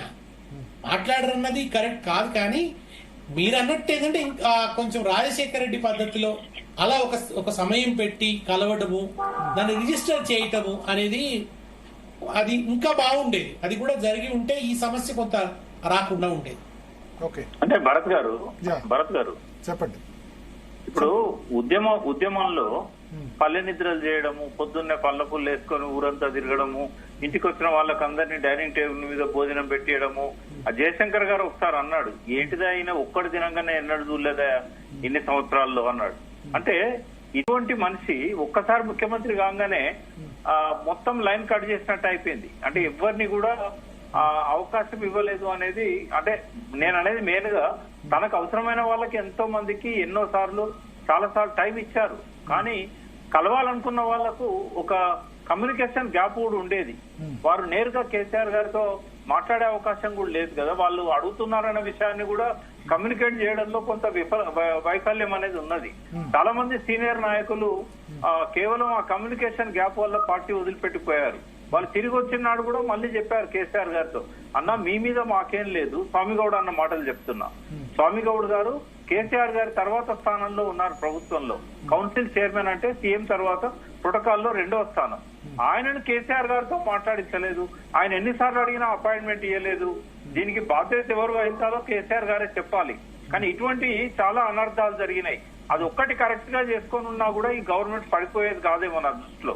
కోపాలు అయితే అందరికీ వచ్చాయి, ఎవరిని కలవనియ్యలేదు, అంటే ఆయన మీద కోపం లేదు, కలవనియ్యలేదు అనేది ప్రధానంగా వచ్చింది. ఓకే, లీడర్స్ కూడా నాట్ ఓన్లీ కేసీఆర్, అందరు కూడా మంత్రులు కేటీఆర్ మీద కూడా వచ్చింది. కేటీఆర్ కూడా ఎక్కువ టైం స్పెండ్ చేయాలి, ఎక్కువ working president plus urban development municipal ministers వల్ల ఎక్స్పెక్టేషన్స్ ఎక్కువ ఉంటాయి. రెండవది ఏంటంటే భరత్ గారు ఆయన ఉద్యమం నుంచి వచ్చిన నాయకుడు కావటం వల్ల అనేక ప్రజా సమూహాలతో ఆయన దగ్గరతనం ఏర్పడింది. చాలా మంది వచ్చి ఆయనతో దగ్గరగా మాట్లాడారు. ఉద్యోగ సంఘాల నాయకులు మాట్లాడారు, డాక్టర్ల జేఏసీ వచ్చి మాట్లాడేది, లాయర్ల జేఏసీ వచ్చి మాట్లాడేది, కార్మికుల జేఏసీ వచ్చి మాట్లాడేది. ఇలా అనేక మంది వచ్చి మాట్లాడిన వాళ్ళందరికీ కూడా కేసీఆర్ గారు మాకు చాలా దగ్గర, మేము ఎప్పుడంటే అప్పుడు వెళ్లి కలవగలం అనే ఓ నమ్మకం ఉద్యమంలో చాలా ఉండేది. కానీ ముఖ్యమంత్రి అయిన తర్వాత ఆ విస్తృతమైన యాక్సెస్ ఉండే అవకాశం ఉండదు కదా. డెఫినెట్ గా అది కొంత కుంచుకుపోతుంది. షాక్ కు గురి చేసి మీరు ఒక విషయం మీరు ఇద్దరు చెప్పాలి. జనరల్ గా ఇప్పుడు ముఖ్యమంత్రులైనా మంత్రులైనా అపాయింట్మెంట్ ఇస్తే 1 minute 2 minutes 5 minutes KCR appointment సంవత్సరాల తరబడి ఇవ్వరు, ఇస్తే మాత్రం 2-3 గంటలు ఇస్తారు, ఫుల్ మీల్స్ చేసి పంపిస్తారు. ఎందుకట్లా అంటే కొద్దిమంది జనం ఏంటంటే ఎస్ ఒక ఫోటో తీసుకున్న హ్యాపీ ఫీల్ అవుతారు. ఎవరికి 5-10 నిమిషాల అపాయింట్మెంట్ ఉండదు. మినిమం కొంచెం ఫ్రేమ్ లో వదలరండి ఆయన, అవుట్ ఆఫ్ ద బాక్స్ ఆయన ఫ్రేమ్ లో వదలరు. కొంచెం ఆ ఇబ్బంది ఉంది. అపాయింట్మెంట్ నార్మల్ బిహేవియర్ ఆ ఫ్రేమ్ వర్క్ లో ఉండడంలో కొంచెం ఆ ఇబ్బంది మాత్రం ఉంటుంది. కొంత అవుట్ ఆఫ్ ది బాక్స్ ఉంటారు. జయశంకర్ గారు కూడా అనేది ఇంతకుముందు ప్రకాష్ గారు అన్న మాటే, ఒక్కసారి ఒక సాధారణ కార్యకర్తతో గంటలు కూర్చున్నాడు మంత్రి స్థాయి వ్యక్తి బయట వెయిట్ చేస్తూ ఉండేవాడు. ఓకే, అలా చాలాసార్లు జరిగేది. మంత్రి ఫీల్ దానికి కారణము భరత్ గారు, దానికి కారణం నేను చెప్తాను. ఆయన చాలా క్యాలిక్యులేటెడ్ అండి. ఆయన సమయం విషయంలో కూడా క్యాలిక్యులేటెడే. అయితే ఆయన తెలుసుకోవాల్సిన అంశము అవతల వ్యక్తిలో ఉన్నది అని అనుకున్నప్పుడే ఇది జరుగుతుంది, వేరే టైం కాదు. ఇంకోసారి మీకు అపాయింట్మెంట్ ఇచ్చిన వాళ్ళని కూడా రూమ్ లోకి వెళ్ళి బయటకు వస్తూ నిలబడి మాట్లాడే సందర్భాలు కూడా చాలా ఉంటాయి. కానీ ఎవరి నుంచి అయినా ఏమైనా తెలుసుకోవాలి అని అనుకున్నప్పుడు, ఆ వ్యక్తి దగ్గర ఇన్ఫర్మేషన్ ఉంది అనుకున్నప్పుడే ఈ గంటల కొద్ది కూర్చోవడం అనేది ఆయన చేసేవారు. అందరి విషయంలో అట్లా చేసింది కూడా కాదు. అంటే కొన్నిసార్లు భావోద్వేగాలతో కూడా ఉంటది ప్రకాష్ గారు, ప్రతిసారి క్యాల్కులేషన్ ఉండదు. సమ్ టైమ్స్ ఆయన ఒక ఉద్వేగంలో చాలా ఎక్కువసేపు అంటే విషయం రక్తి కడుతుంటే అందులో ఇన్వాల్వ్ అయిపోతే అలా కూర్చుండిపోయిన సందర్భాలు కూడా ఉంటాయి. అది భావోద్వేగాలకు సంబంధించి అంటే ఎక్కువ టైం ఇస్తారు, ఇచ్చి ఫుల్ గా అప్పటి వరకు 1-2 సంవత్సరాల తర్వాత కలిసిన వ్యక్తి ఉన్న కోపం అంతా అర్ధ గంటలో పోతుంది. ఫుల్ సాటిస్ఫై చేసుకుంటారు. కలవక ముందు చాలా తిట్టుకుంటారు, కలిసిన తర్వాత ఫుల్ హ్యాపీగా అసలు ఇన్ని మించిన మంచి ప్రపంచాలు ఎవరు లేరు అనుకుని హ్యాపీగా వెళ్ళిపోతారు. హ్యూమన్ టచ్ ఉంటుంది, అఫెక్షనేటివ్ ఉంటాడు. బహుశా ఒక బ్యాలెన్స్ చేయగలుగుతాడు ఆయన బ్యాలెన్స్ చేయగలుగుతాడు. అంటే కొంచెం సహజంగానే హ్యూమన్ టచ్ ఎక్కువ సార్. ఓకే, అంటే ఇది బహుశా కపిలవాయి దిలీప్ ఎవరు బుక్ లో రాశారు. ఎందుకు అరగోపాల్ సార్ చెప్పారు కదా, అరగోపాల్ గారు మీడియాలో చెప్పారు.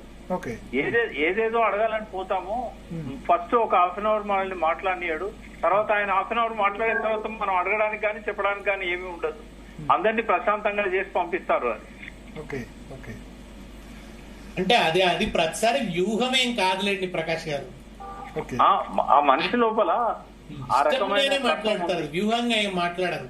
అంటే ఇవన్నీ కూడా ప్రతిదీ ఆయన ఏదో మాయ చేస్తాడు, ఆయన ఏదో వ్యూహంగా ప్రవర్తిస్తాడు, అన్ని ఎత్తుగడలే అట్లా ఉంటారు అనేది ఒకటి జరిగింది. అట్లా కాదండి, ఆయన చాలా హ్యూమన్ టచ్ తో ఉంటారు, ప్రేమగా ఉంటారు, ఇష్టంగా మాట్లాడతారు. ఇప్పుడు ఒక ఇంటెలెక్చువల్ టాక్ వచ్చింది అనుకోండి, ఒక రొటీన్ పొలిటీషియన్ ఎలా ఉంటాడు సార్, ఒక ఇంటెలెక్చువల్ అకాడమిక్ డిస్కషన్స్ లో ఎక్కువ గడపరు, కానీ కేసీఆర్ గారు ఎక్కువ గడుపుతారు అకాడమిక్ డిస్కషన్స్ లో. జయశంకర్ గారితో అలా జరిగిపోయేవి. అవి ముఖ్యమంత్రి అయిన తర్వాత కూడా మా అందరితో కొన్నిసార్లు ఇంజనీర్లతో కూర్చుంటే మన దానికి సంబంధించి ఒకసారి బ్రేక్ఫాస్ట్ కి రమ్మన్నారు వాళ్ళని, ఇంజనీర్లని. బ్రేక్ఫాస్ట్ అయిపోయింది, లంచ్ అయిపోయింది, ఈవినింగ్ స్నాక్స్ వచ్చాయి, నైట్ డిన్నర్ అయిపోయింది, 2 గంటల దాకా మ్యారథాన్ డిస్కషన్. అంత ఇన్వాల్వ్ అయ్యి నిమగ్నమై చేస్తారు ఒక్కొక్కసారి. అంతే తప్ప ఆయన అది ఏదో వ్యూహాత్మకంగా వీళ్ళతో ఇలా ఉండాలి, వాళ్ళతో అట్లా ఉండాలి, అట్ట లెక్క పెట్టుకొని ప్రవర్తించే మనిషి కాదండి. సో ఎదుటి వ్యక్తిని బట్టి ఉంటుంది భరత్, ఎదుటి వ్యక్తిని బట్టి ఆయన ఆ రకమైన స్ట్రాటజీ అనేది ఉంటుంది. ఎగ్జాక్ట్లీ అవతల వ్యక్తి ఎందుకు వచ్చాడు, కొందరు ఏముంటుంది ఎంతసేపు వాళ్ళ సొంత ప్రయోజనాలు చర్చ ఉంటుంది. ఆ ఎక్స్పీరియన్స్ ఆయనకు ఉన్నాయి.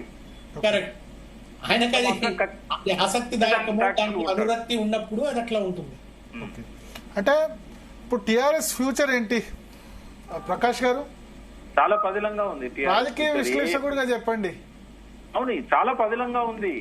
ఇప్పుడు ఆయన ఇంట్లో కూర్చున్నా కూడా ముఖ్యమంత్రి అవుతాడు, ఏమి చేయాల్సిన అవసరం లేదు. ఓకే, ఎందుకంటే బీజేపీ ఇప్పుడు హరీష్ సంబంధించి అయిపోయింది. ఓకే, హరీష్ రావు యాక్సెప్ట్ చేస్తాను క్లియర్ గా చెప్పారు. ఇంకా బావమర్దులు ఇద్దరు గట్టిగా ఫైట్ చేస్తారు, నో డౌట్. 2 ప్రాబ్లమ్స్ ఉన్నాయి, నాకు 2 ప్రాబ్లమ్స్ కనిపిస్తున్నాయి. ఒకటి బీజేపీ, రెండోది కవిత గారితో ఎటువంటి ఇష్యూ లేదండి. కవిత గారు ఏంటంటే మొదటి నుంచి కూడా ఆమె ఇండిపెండెంట్ ఆర్గనైజేషన్, ఆమెకు ఉంది జాగృతి అనేది. ఆమె సోషల్ ఇష్యూస్ ఇవన్నీ కూడా తీసుకొని ఫీల్డ్ లో ఉంటారు ఆమె. అంటే ఆమె కూడా ఒక రకంగా చెప్పాలంటే పార్టీ ఫ్రేమ్ కే పరిమితమైన వ్యక్తి కాదు, అట్లని పార్టీ ఫ్రేమ్ నుంచి బయటికి పోయే వ్యక్తి కూడా కాదు. ఆమె మనస్తత్వం దాదాపుగా 15-16 సంవత్సరాల నుంచి ఇంకా 18 చూస్తున్నాము. కాబట్టి ఆమె పార్టీకి వ్యతిరేకం చేయదు, తండ్రి గారి మాటను పక్కన పెట్టదు. కానీ ఇండిపెండెంట్ గా తన స్టైల్లో తను వర్క్ చేస్తే వెళ్ళిపోతా ఉంటారు. అదొక ఇష్యూ కాదు. నేను అనుకునేది ఏంటంటే ఈ స్పెక్యులేషన్స్ అన్ని కూడా వస్తున్నా కూడా అది ఇష్యూ కాదు. మొన్ననే ప్రెస్ మీట్ లో కూడా ఆ విషయాన్ని క్లియర్ చేశారు.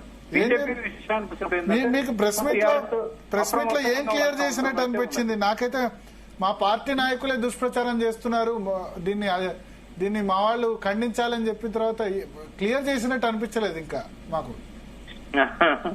నేనైతే అనుకోవట్లేదు అట్లా.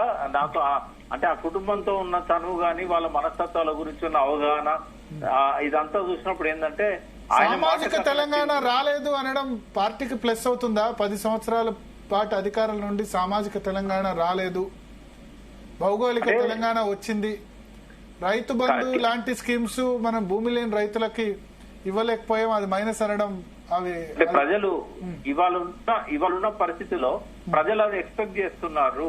మేము చేయలేని అనుకుంటున్నారు. సామాజిక తెలంగాణ విషయాలు చాలా ఉన్నాయి కానీ అది చేయలేకపోయారు. ఇప్పుడు అంటే మీరు అన్నట్టు ప్రజలు సామాజిక తెలంగాణ అంటే బీసీఓ లేకపోతే ఎస్సీఓ బలైన వర్గాల నుంచి ముఖ్యమంత్రి కావాలనుకుంటారు. బీఆర్ఎస్ లో ముఖ్యమంత్రి కేసీఆర్ అవుతారు లేకపోతే కేటీఆర్ అవుతారు. సామాజిక తెలంగాణ అది బీఆర్ఎస్ తో సాధ్యమని ఎట్లా అనుకుంటారు? బీసీ అని చెప్తాం, బీసీగా చెప్తాం. ఇప్పుడు రాజకీయ నాయకులు రాజకీయాల్లోకి రావాలనుకున్న వాళ్ళు బీసీ ముఖ్యమంత్రి కావాలంటున్నారు. కానీ సాధారణ ప్రజలు ఏమనుకుంటున్నారు? మాకు జీవనాధారం కావాలి, మా జీవన ప్రమాణాలు పెరగాలి, మా పిల్లలు మంచి చదువులు చదవాలి, మాకు మంచి హాస్పిటల్స్ కావాలనుకుంటున్నారు. ఒకవేళ సామాన్య ప్రజలే కనుక మాకు ముఖ్యమంత్రి మా బీసీలకు కావాలని అనుకోని ఉంటే ఆపడం ఎవరితరం కాదండి. ఆ డిమాండ్ ను అడ్డుకోవడం కానీ ఆపడం కానీ ఏ నాయకుల తరం కాదు. కానీ ప్రజల లోపల ఇవాళ ఆలోచనలు సాధారణ స్థాయిలో అయితే లేవు. అటువంటి డిమాండ్ తో మీటింగ్స్ పెట్టినప్పుడు కూడా వచ్చేవాళ్ళు ఎవరు అని అంటే ఆ బీసీ చైతన్యం ఉన్న వాళ్ళు, బీసీ రాజ్యాధికారం కావాలనుకునే వాళ్ళు. ఇది పరిమిత సంఖ్యలో ఉన్నారు. తప్పకుండా జయశంకర్ గారు బ్రతుకుంటే తెలంగాణ కోసం పర్ఫెక్ట్ గా అడ్వైజ్ చేసేవాళ్ళు, బీసీల అభివృద్ధి కోసం ఆయన మేధస్సును అంతా రంగరించి చెప్పేవాళ్ళు. ఆయన ఇంట్లో ఒక నష్టమైంది నేను అనుకుంటున్నా. కానీ కేసీఆర్ గారి ఆలోచనలు కూడా నాకు తెలుసు. తప్పకుండా బీసీ విషయంలో కొంత చేశారు, ఆయన ఏం చేయలేదు అన్నది తప్పు. కానీ రాబోయే రోజుల్లో మళ్ళీ ఒక 5 ఏళ్లు ఆయన సామాజిక తెలంగాణ అనే అంశాన్ని ఒక అర్థవంతమైన పద్ధతిలో అమలు చేసి అందరినీ మీ వాయిస్ కట్ అవుతుంది, ఒక్క నిమిషం లైన్ లో ఉండండి ప్రకాష్ గారు. దేశపతి గారు, ఎట్లా కవిత ఇష్యూని ఎట్లా హ్యాండిల్ చేస్తారు కేసీఆర్? అంటే నాకు ఇంతకుముందు అంటే మీరు చెప్పిన కామెంట్స్ తను ఏ అర్థంలో చేసింది, ఏం ఆలోచిస్తున్నారు, ఏం జరుగుతున్నది అనే విషయంలో ఖచ్చితమైన సమాచారం అయితే నాకు లేదు. నేను ఈ మధ్యకాలంలో తనతో ఇంటరాక్ట్ అవ్వలేదు, కలవటం కుదరలేదు. పార్టీకి సంబంధించిన దాశరథి సాంగ్ రిలీజ్ చేశారు మీరే, ఏమంటారు? దాశరథికి సంబంధించి సాంగ్ రిలీజ్ చేశారు మీరు. ఆ రోజు ఆ సభలో కలుసుకున్నాం, అంతవరకే ఉంది. కానీ ఇటువంటి విషయాలు మా మధ్య చర్చకు రాలేదు. తను ఏ అర్థంలో అంటున్నారు ఏమిటి అనేది నాకైతే స్పష్టత లేదు. చాలా వరకు నేను ప్రకాష్ గారు చెప్పిన దాంతో స్థూలంగా అంగీకరిస్తున్నాను. తర్వాత ఏంటంటే వేళ పార్టీకి సంబంధించిన విషయాల్లో ఏదన్నా ఉంటే వర్కింగ్ ప్రెసిడెంట్ గా కేటీఆర్ గారు చూస్తారు. తర్వాత కుటుంబానికి సంబంధించిన ఏమన్నా చిన్న చిన్న అసంతృప్తులో ఏదన్నా ఇబ్బందులు ఉంటాయని కేసీఆర్ గారు చూస్తారు. ఇది నేను అనుకోవటం పెద్ద అంత ఇబ్బంది పెట్టే సమస్యగా మారుతుందని నేను అనుకోవడం లేదు. కేసీఆర్ గారు అధికారం చేపట్టిన హిస్టారికల్ కాంటెక్స్ట్ ఒకటి ఉంది. తెలంగాణలో ఉన్న అన్ని సామాజిక వర్గాలు నీళ్లు లేక ఇబ్బందులు పడుతున్నాయి, వ్యవసాయం సంక్షోభంలో ఉంది. రాష్ట్రం కొత్తగా ఏర్పడ్డది, దాని గమనం ఎలా ఉండాలన్న ఒక స్పష్టత లేదు. ఆ దశలో ఆయన ముందు చరిత్ర మన ముందు కొన్ని సవాళ్లను పెడుతుంది. భరత్ గారు ముందు వాటిని అడ్రస్ చేయాల్సి వస్తుంది. వాటిని ఆయన సమర్థవంతంగా అడ్రస్ చేశాడు. ఒక దగ్గరకు వచ్చిన తర్వాత కొంత స్టేల్మేట్ వస్తే కూడా రావచ్చు. ఇవాళ మళ్ళీ కొత్త శక్తులు వచ్చి కొత్త వాదనలు, కొత్త ఆకాంక్షలు, కొత్త డిమాండ్లు ముందుకు వస్తున్న దశలో పార్టీ ఆ మేరకు అప్డేట్ అవుతుంది. తప్పకుండా వాటినే ముందేసుకుంటుంది. తీరిపోయిన సమస్యలే మళ్ళీ ముందడేసుకోరు కదా. ప్రజలు కొత్త సమస్యలు ఏవైతే కొత్త పరిష్కారాలు కోరుకుంటున్నారో వాటి వెంట ప్రయాణించవలసి వస్తుంది. అదొక ప్రాసెస్. ఇప్పుడు మాదిగ దండోరా వచ్చేంత వరకు మాదిగలకు ఒక వివక్ష జరుగుతుంది అని మనకు తెలియదు. అందరం డెమోక్రాట్స్మే, అందరికీ ఆ స్పిరిట్ ఉంది. అయినప్పటికీ గుర్తింపులో లోపం ఉంది. ఆ గుర్తింపు, ఆ ఎరుక సమాజానికి కలగడానికి ఒక ప్రాసెస్ ఉంటుంది. కానీ అటువంటి ప్రాసెస్ సామాజిక తెలంగాణ దిశగా కూడా అవసరం అవుతుంది. ఆ శక్తులు ఆ మేరకు ముందుకు తెచ్చినప్పుడు బీఆర్ఎస్ కూడా దానికి అనుగుణంగానే స్పందిస్తుంది. మరొక రకంగా స్పందించడానికి అవకాశం ఉండదు. అలా లేకుంటే మనుగడలో ఉండవు పార్టీలు. డెఫినెట్ గా అలా స్పందిస్తుంది. కనుక కవిత గారు ఆ అర్థంలో అని ఉంటారు తప్ప పార్టీకి ఆ కోణం లేదనో, ఆ స్పృహ లేదనో, ఆ ఇంట్రెస్ట్ లేదనో కాదు కదా. అంటే 10 సంవత్సరాలు పాలించింది బీఆర్ఎస్ కదా, తండ్రి ముఖ్యమంత్రి కదా. పాలించిన తర్వాత కూడా కొన్ని విషయాలు అపరిష్కృతంగా ఉన్నాయని అని ఉండవచ్చు. డెఫినెట్ గా పార్టీ వాటి గురించి ప్రయత్నించాల్సి వస్తుంది. అదే సమయంలో పార్టీ ఏ దశలో వచ్చింది, ఏ చారిత్రక దశలో వచ్చింది, ఏ ఆకాంక్షలు ప్రధానమైనవి, ఆయన ఎక్కువ నీళ్ల మీద కాన్సన్ట్రేట్ చేయవలసి వచ్చింది. ఇవాళ ఇన్ని ప్రాజెక్టులు పూర్తయ్యాయంటే అక్కడ పాలమూరు ఎత్తిపోతల, ఇక్కడ కాళేశ్వరము, అక్కడ సీతారామ, అనేక మధ్యతరహా ప్రాజెక్టులు, నాగార్జున సాగర్ ఆధునీకరణ, శ్రీరామ్ సాగర్ ఆధునీకరణ, ఎన్ని జరిగాయి సార్. దానికి ఎన్ని వ్యవస్థల్ని సింక్రనైజ్ చేయాలి, ఎంత సూపర్వైజ్ చేయాలి, ఎంత రివ్యూ చేయాలి, నిరంతరం చాలా ఉంటుంది కదా. మనం చాలా ఈజీగా అనుకుంటాం 10 ఏళ్ల కాలం కూడా తక్కువే కొన్ని సమస్యల పరిష్కారానికి సంబంధించి. రజతోత్సవ సభ సక్సెస్ అయింది అనుకున్న సమయంలో ఇప్పుడు ఫ్యామిలీకి సంబంధించిన ఇష్యూస్ రావడం అర్థం కాలేదు. ప్రకాష్ గారు వాయిస్ బ్రేక్ అయ్యింది. ప్రకాష్ గారు ఉన్నారా? ఉన్నాను. ఒక్క నిమిషం చెప్పండి భరత్. ఒక్క నిమిషం దేశపతి గారు, రజతోత్సవ సభ సక్సెస్ అయింది అనుకున్న తరుణంలో ఫ్యామిలీకి సంబంధించిన ఇష్యూస్ రావడం, హరీష్ రావు అయితే ఇప్పుడు ఓకే క్లారిటీ వచ్చేసింది. కవితకు సంబంధించిన ఇష్యూస్ కూడా అంతకు ముందు ఉంది. ఇప్పుడు కొంచెం ఇంకా మే 1న కదా ఈ కామెంట్ చేసింది. మే 1న కార్మిక దినోత్సవం రోజు కామెంట్ చేశారు, సామాజిక తెలంగాణ రాలేదు అన్నది ఒకటి. తర్వాత మొన్న పార్టీలోనే కొందరు నా మీద దుష్ప్రచారం చేస్తున్నారు, దీన్ని ఖండించాల్సిన బాధ్యత హైకమాండ్ మీద ఉంది అని చెప్పి. అదే సామాజిక తెలంగాణ అనే విషయంలో భరత్ గారు వినపడుతుందా? వినపడుతుంది, చెప్పండి. ఒక చైతన్యం అనేది మీరు చూస్తున్నారు. గత ఎన్నికల కంటే కొంచెం ముందు నుంచి కూడా బీసీలలో ఒక పోలరైజేషన్ అనేది చాలా స్పష్టంగా కనబడతా ఉంది. ఇంకోటి, ఆమె జైలు పోవడానికంటే ముందు కూడా జ్యోతిబా పూలే విగ్రహాన్ని అసెంబ్లీలో పెట్టాలని ఒక నినాదంతో ముందుకొచ్చి బీసీల అంశాలను టేకప్ చేయడం మొదలు పెట్టారు. ఆమెను బీసీలు కూడా ఆదరిస్తున్నారు. అంటే గతంలో కూడా అంబేద్కర్ గారు దళితుడైనా బీసీల గురించి ఆయన మాట్లాడి రిజైన్ చేయడం జరిగింది. సో చాలా మంది ఇట్లాంటి వాళ్ళు మనకు కనబడతారు చరిత్రలో. ఆ పుట్టింది ఆ కులంలో కాకపోయినా కూడా బీసీల గురించి ఆమె ఒక ఛాంపియన్ లాగా ముందుకు వచ్చారు. వచ్చినప్పుడు బీసీ సంఘాలన్నీ కూడా ఆమె మీటింగ్లలో పార్టిసిపేట్ చేస్తున్నాయి. ఎవరో కొద్దిమంది నాయకులు రావట్లేదు కానీ దాదాపుగా బీసీలలో అన్ని కులాల వాళ్ళు కూడా పార్టిసిపేట్ చేస్తున్నారు. వాళ్ళ తరఫున ఆమె ఒక సామాజిక తెలంగాణ అనే నినాదం ఎత్తుకున్నది తప్ప దాన్ని మనం పార్టీలో కీలక దిశగా పోద్దా, ఇట్లాంటి విషయాల మీద ఆలోచించాల్సిన అవసరం లేదని నేను అనుకుంటున్నాను. దేశపతి గారు మీరేమంటారు? అదే ఇప్పుడు ఆయన ఒక ప్రయత్నం మొదలు పెట్టారు. ఇప్పుడు గురుకులాలకు అగ్రపీఠం వేశాడు ఆయన. దాని అర్థం ఏమిటి? నిరక్షరాస్యులైన నిమ్న వర్ణాల నుంచి వచ్చినటువంటి వాళ్ళు, అణచివేతకు గురైన వర్గాల నుంచి వచ్చిన పిల్లలకి మంచి విద్య అందాలనే ఉద్దేశంతో ప్రవీణ్ కుమార్ గారికి ఒక పూర్తి ఇండిపెండెన్స్ ఇచ్చి అప్పచెప్పటం వెనుక కూడా అదే లక్ష్యం ఉంది. అదే విధంగా వివిధ కుల వృత్తులకు సహాయం చేశారు. ఆ తర్వాత దళిత బంధు లాంటి పథకాలను తీసుకొచ్చారు. ఒక ప్రయత్నం మొదలైంది. అది మరింత విశాలతరం కావాలన్న దాంట్లో ఎవరికి భిన్నాభిప్రాయం ఉండాల్సినటువంటి అవసరం లేదు. డెఫినెట్ గా ఇంకా ఇప్పుడు గిరిజనుల రిజర్వేషన్ పెంచారు, తండాలను గ్రామ పంచాయతీలుగా చేశారు. ఇదంతా సామాజిక తెలంగాణ సాధన కోసం ప్రారంభమైన ప్రాసెసే. అది మరింత విశాలతరం కావాలి. కన్విన్స్ చేయగలుగుతారా కవితను?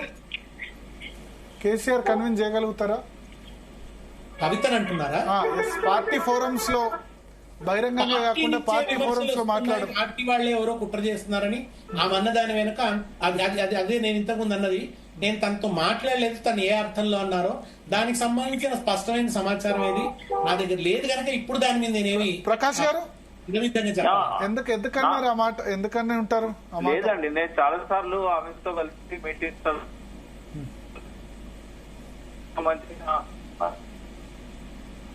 మీ వాయిస్ కట్ అవుతుంది ఒక్క ప్లేస్ లో.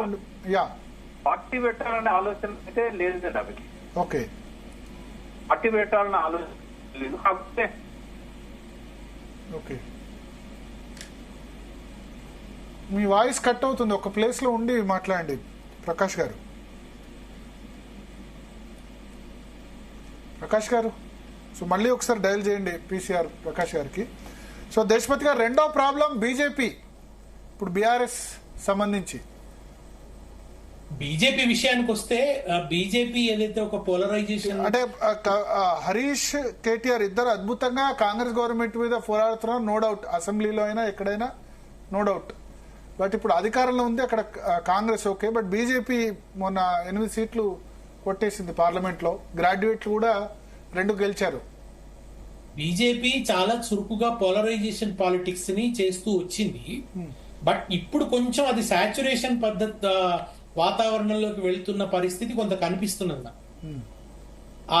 దానికి మనం మొన్నటి పార్లమెంట్ ఎన్నికల సందర్భంగా కూడా దేశవ్యాప్తంగా వచ్చిన ఫలితాల్లో ఆ పరిణామం కొంత కనబడ్డది. దక్షిణాదిన కూడా ఆ పరిస్థితి రావడానికి ఇంకా కొంత సమయం పట్టవచ్చు. ఎందుకంటే ఒక కమ్యూనిస్ట్ ఉద్యమాలు బలహీనపడ్డాయి, ఆ తర్వాత వచ్చిన అస్తిత్వ ఉద్యమాలు బలహీనపడ్డాయి. ఇవి బలహీనపడిన క్రమంలో హిందుత్వం అన్నదానికి పెద్ద ఆదరణ వచ్చింది సమాజంలో. దాంట్లో భాగంగా కార్పొరేట్ శక్తులు కూడా కలిసి రావటం వల్ల అధికారంలోకి రావటము, ఇవాళ ఈ అప్రతిహతంగా అధికారం చెలాయించడం జరుగుతూ వస్తుంది. కానీ ప్రధానికి కూడా ఒక సాచురేషన్ పాయింట్ అనేది ఉంటుంది, దానికి చేరువవుతున్నాయి ఇవాళ బీజేపీ రాజకీయాలు డెఫినెట్ గా కూడా. కనుక ఏంటంటే ముఖ్యంగా ఆ పాలరైజేషన్ పాలిటిక్స్ కారణంగా కొన్ని వ్యాఖ్యానాలు చేయడానికి చాలా సున్నితంగా వ్యవహరించవలసి వస్తుంది బీజేపీతో. అది ఏమంటే ఎటు తిరుగుతుందో, ముఖ్యంగా ఏంటంటే వాళ్ళు ఏమనంటే మెజారిటీ మతస్థుల వ్యతిరేక వ్యాఖ్యానాలుగా వాళ్ళు ఇంటర్ప్రిట్ చేయగలుగుతారు. అది ఒక చాలా క్రిటికల్ సమస్య ఉంది. కనుక కొంచెం ఆచితూచి వ్యవహరిస్తున్నారు విమర్శలకు సంబంధించి. కానీ ఆర్థిక పరమైనటువంటి విషయాల్లో, ప్రజా ప్రయోజనాలకు సంబంధించినటువంటి విషయాల్లో ఘోర వైఫల్యం కనబడుతున్నది చాలా విషయాలలో కూడా. వాటి మీద రేపు డెఫినెట్ గా కూడా బీఆర్ఎస్ తీవ్రమైనటువంటి భావజాల ప్రచారం కానీ, ఆందోళనలు కానీ, పోరాట రూపాన్ని కూడా రాబోయే రోజుల్లో తీసుకొస్తారు. తర్వాత ఏంటంటే ప్రజల ఇమ్మీడియట్ కంపారిజన్ మీరు చూస్తే నిజానికి బీఆర్ఎస్ పుంజుకోవడం ఇంకాస్త ఆలస్యం అవుతుందని అనుకున్నాను నేను. కానీ థ్యాంక్స్ టు రేవంత్ రెడ్డి, ఆయన పర్ఫార్మెన్స్ ఏమైందంటే బీజేపీ వేగంగా బీఆర్ఎస్ వేగంగా పుంజుకోవడానికి స్కోప్ ని పెంచింది. నిజానికి పార్లమెంట్ ఎలక్షన్ లో డిబేకిల్ తర్వాత ఇంత ఫాస్ట్ గా కొంచెం పాజిటివ్ బీఆర్ఎస్ వైపు వస్తుందని అనుకోలేదు. అవును, చాలా వేగంగా. అంటే మొన్నటి సభ విజయవంతమైన తీరు, ప్రజల్లో కనిపిస్తున్న అగ్రెషన్, నాతో అందరు ఏమన్నారంటే కేసీఆర్ గారు బాగా మాట్లాడారు, డిగ్నిఫైడ్ గా మాట్లాడారు, బాగుంది, ఆయన కొంచెం ముఖ్యమంత్రి అయిన తర్వాత చాలా మర్యాదస్తులు అయిపోయారు, కొంచెం పదును ఇక్కడ పెంచారు, కానీ పీపుల్ లో ఉన్నంత అగ్రెషన్ ఇంకా ఆయన ఉపన్యాసంలో ఉంటే బాగుండేది అన్నారు. అంటే పీపుల్ అంత అగ్రెసివ్ గా ఉన్నారు అని, ఇంకా వాళ్ళ కోపాన్ని సాటిస్ఫై చేసే స్థాయిలో ఇంకా కేసీఆర్ గారు మాట్లాడితే బాగుండు అని అన్నారు. కనుక అందుకని జనం నుంచి అంత రెస్పాన్స్, అంత జనం రావటం అనేది.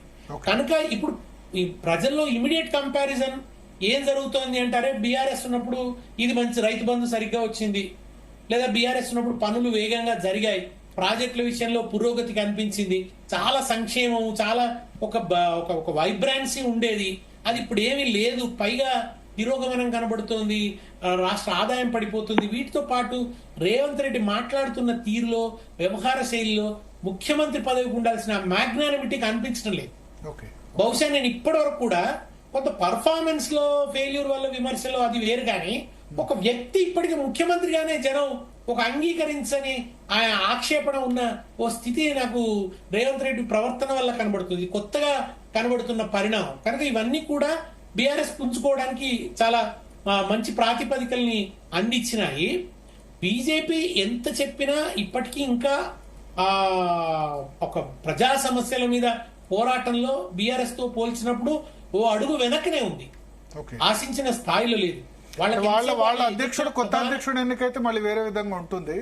అధ్యక్షుడు లేరు కాబట్టి, కిషన్ రెడ్డి 2 కంటిన్యూ అవుతున్నారు కాబట్టి రెండింటి మీద సమయం కేటాయించలేదు. ఏదేమైనా ప్రజలకి దగ్గరగా ఉండడం కానీ, మీరు ఇంతకుముందు చెప్పినట్టు శక్తివంతమైన నాయకులు ఉండడం కానీ, బాగా మాట్లాడడం కానీ, పబ్లిక్ సర్వీస్ లో కానీ, యాక్సెసిబిలిటీలో కానీ, వీట చాలా విషయాలు, కేసీఆర్ గారు లాంటి ఒక ఐకానిక్ లీడర్షిప్ కానీ, ఒక క్రౌడ్ పుల్లర్ కానీ, ఇలా చాలా మరి ఉన్నాయి బీఆర్ఎస్ కి. అన్నిటికీ ముందు నేటివిటీ ఉంది. సో వీటన్నిటి రీత్యా తర్వాత మీకు పార్లమెంట్ ఎలక్షన్ల నాటికి బీజేపీ పరిస్థితి ఎట్లా ఉంటుంది, మన వచ్చే 5 ఏళ్ల తర్వాత అసెంబ్లీ ఎలక్షన్ నాటికి బీజేపీ పరిస్థితి ఎలా ఉండబోతోంది అన్నది కూడా అప్పటికి మనం అది కూడా అంచనా వేసుకోవాల్సి ఉంటుంది. ఎందుకంటే ఒక సుదీర్ఘకాలం పరిపాలన తర్వాత ఫెడప్ అయ్యే అవకాశాలు చాలా ఉంటాయి. ఏం సాధించారనేవి చాలా లెక్కలకు వస్తాయి. కనుక డెఫినెట్ గా బీఆర్ఎస్ పుంజుకోవడానికే ఎక్కువ అవకాశాలున్నాయి. బీఆర్ఎస్ కు ఉజ్వలమైనటువంటి భవిష్యత్తు ఉంది. కాంగ్రెస్ అనేది ఒక పాత్ర కనుమరుగవుతున్న దశలో కాంగ్రెస్ పట్ల జనానికి చాలా అసంతృప్తి. రాబోయే ఎలక్షన్లలో కాంగ్రెస్ చాలా బలహీన పడిపోతుంది. ఇంకా ఒకవేళ మన కాంగ్రెస్ అధిష్టానం కనుక మన్నించి రేవంత్ రెడ్డి గారే కొనసాగితే మాత్రం ఇక బీఆర్ఎస్ నెత్తిన పాలు పోసినట్టే అనమాట. కనుక వచ్చే ఎలక్షన్ నాటికి ప్రధాన పోటీ ఉంటే బహుశా బీజేపీ బీఆర్ఎస్ ల మధ్య ఉండొచ్చు. అప్పుడు విజయావకాశాలు మాత్రం బీఆర్ఎస్ కి ఉంటాయి. Right, thank you Deshapati Srinivas గారు, వి ప్రకాష్ గారు. చాలా ఫ్రాంక్ గా మాట్లాడి అన్ని విషయాలు చెప్పినందుకు, ముఖ్యంగా ఇన్సైడ్ ఈ హరీష్ రావుకు సంబంధించి ఆ లెక్కలు గాని, హరీష్ రావు కేసీఆర్ మధ్య ఇవన్నీ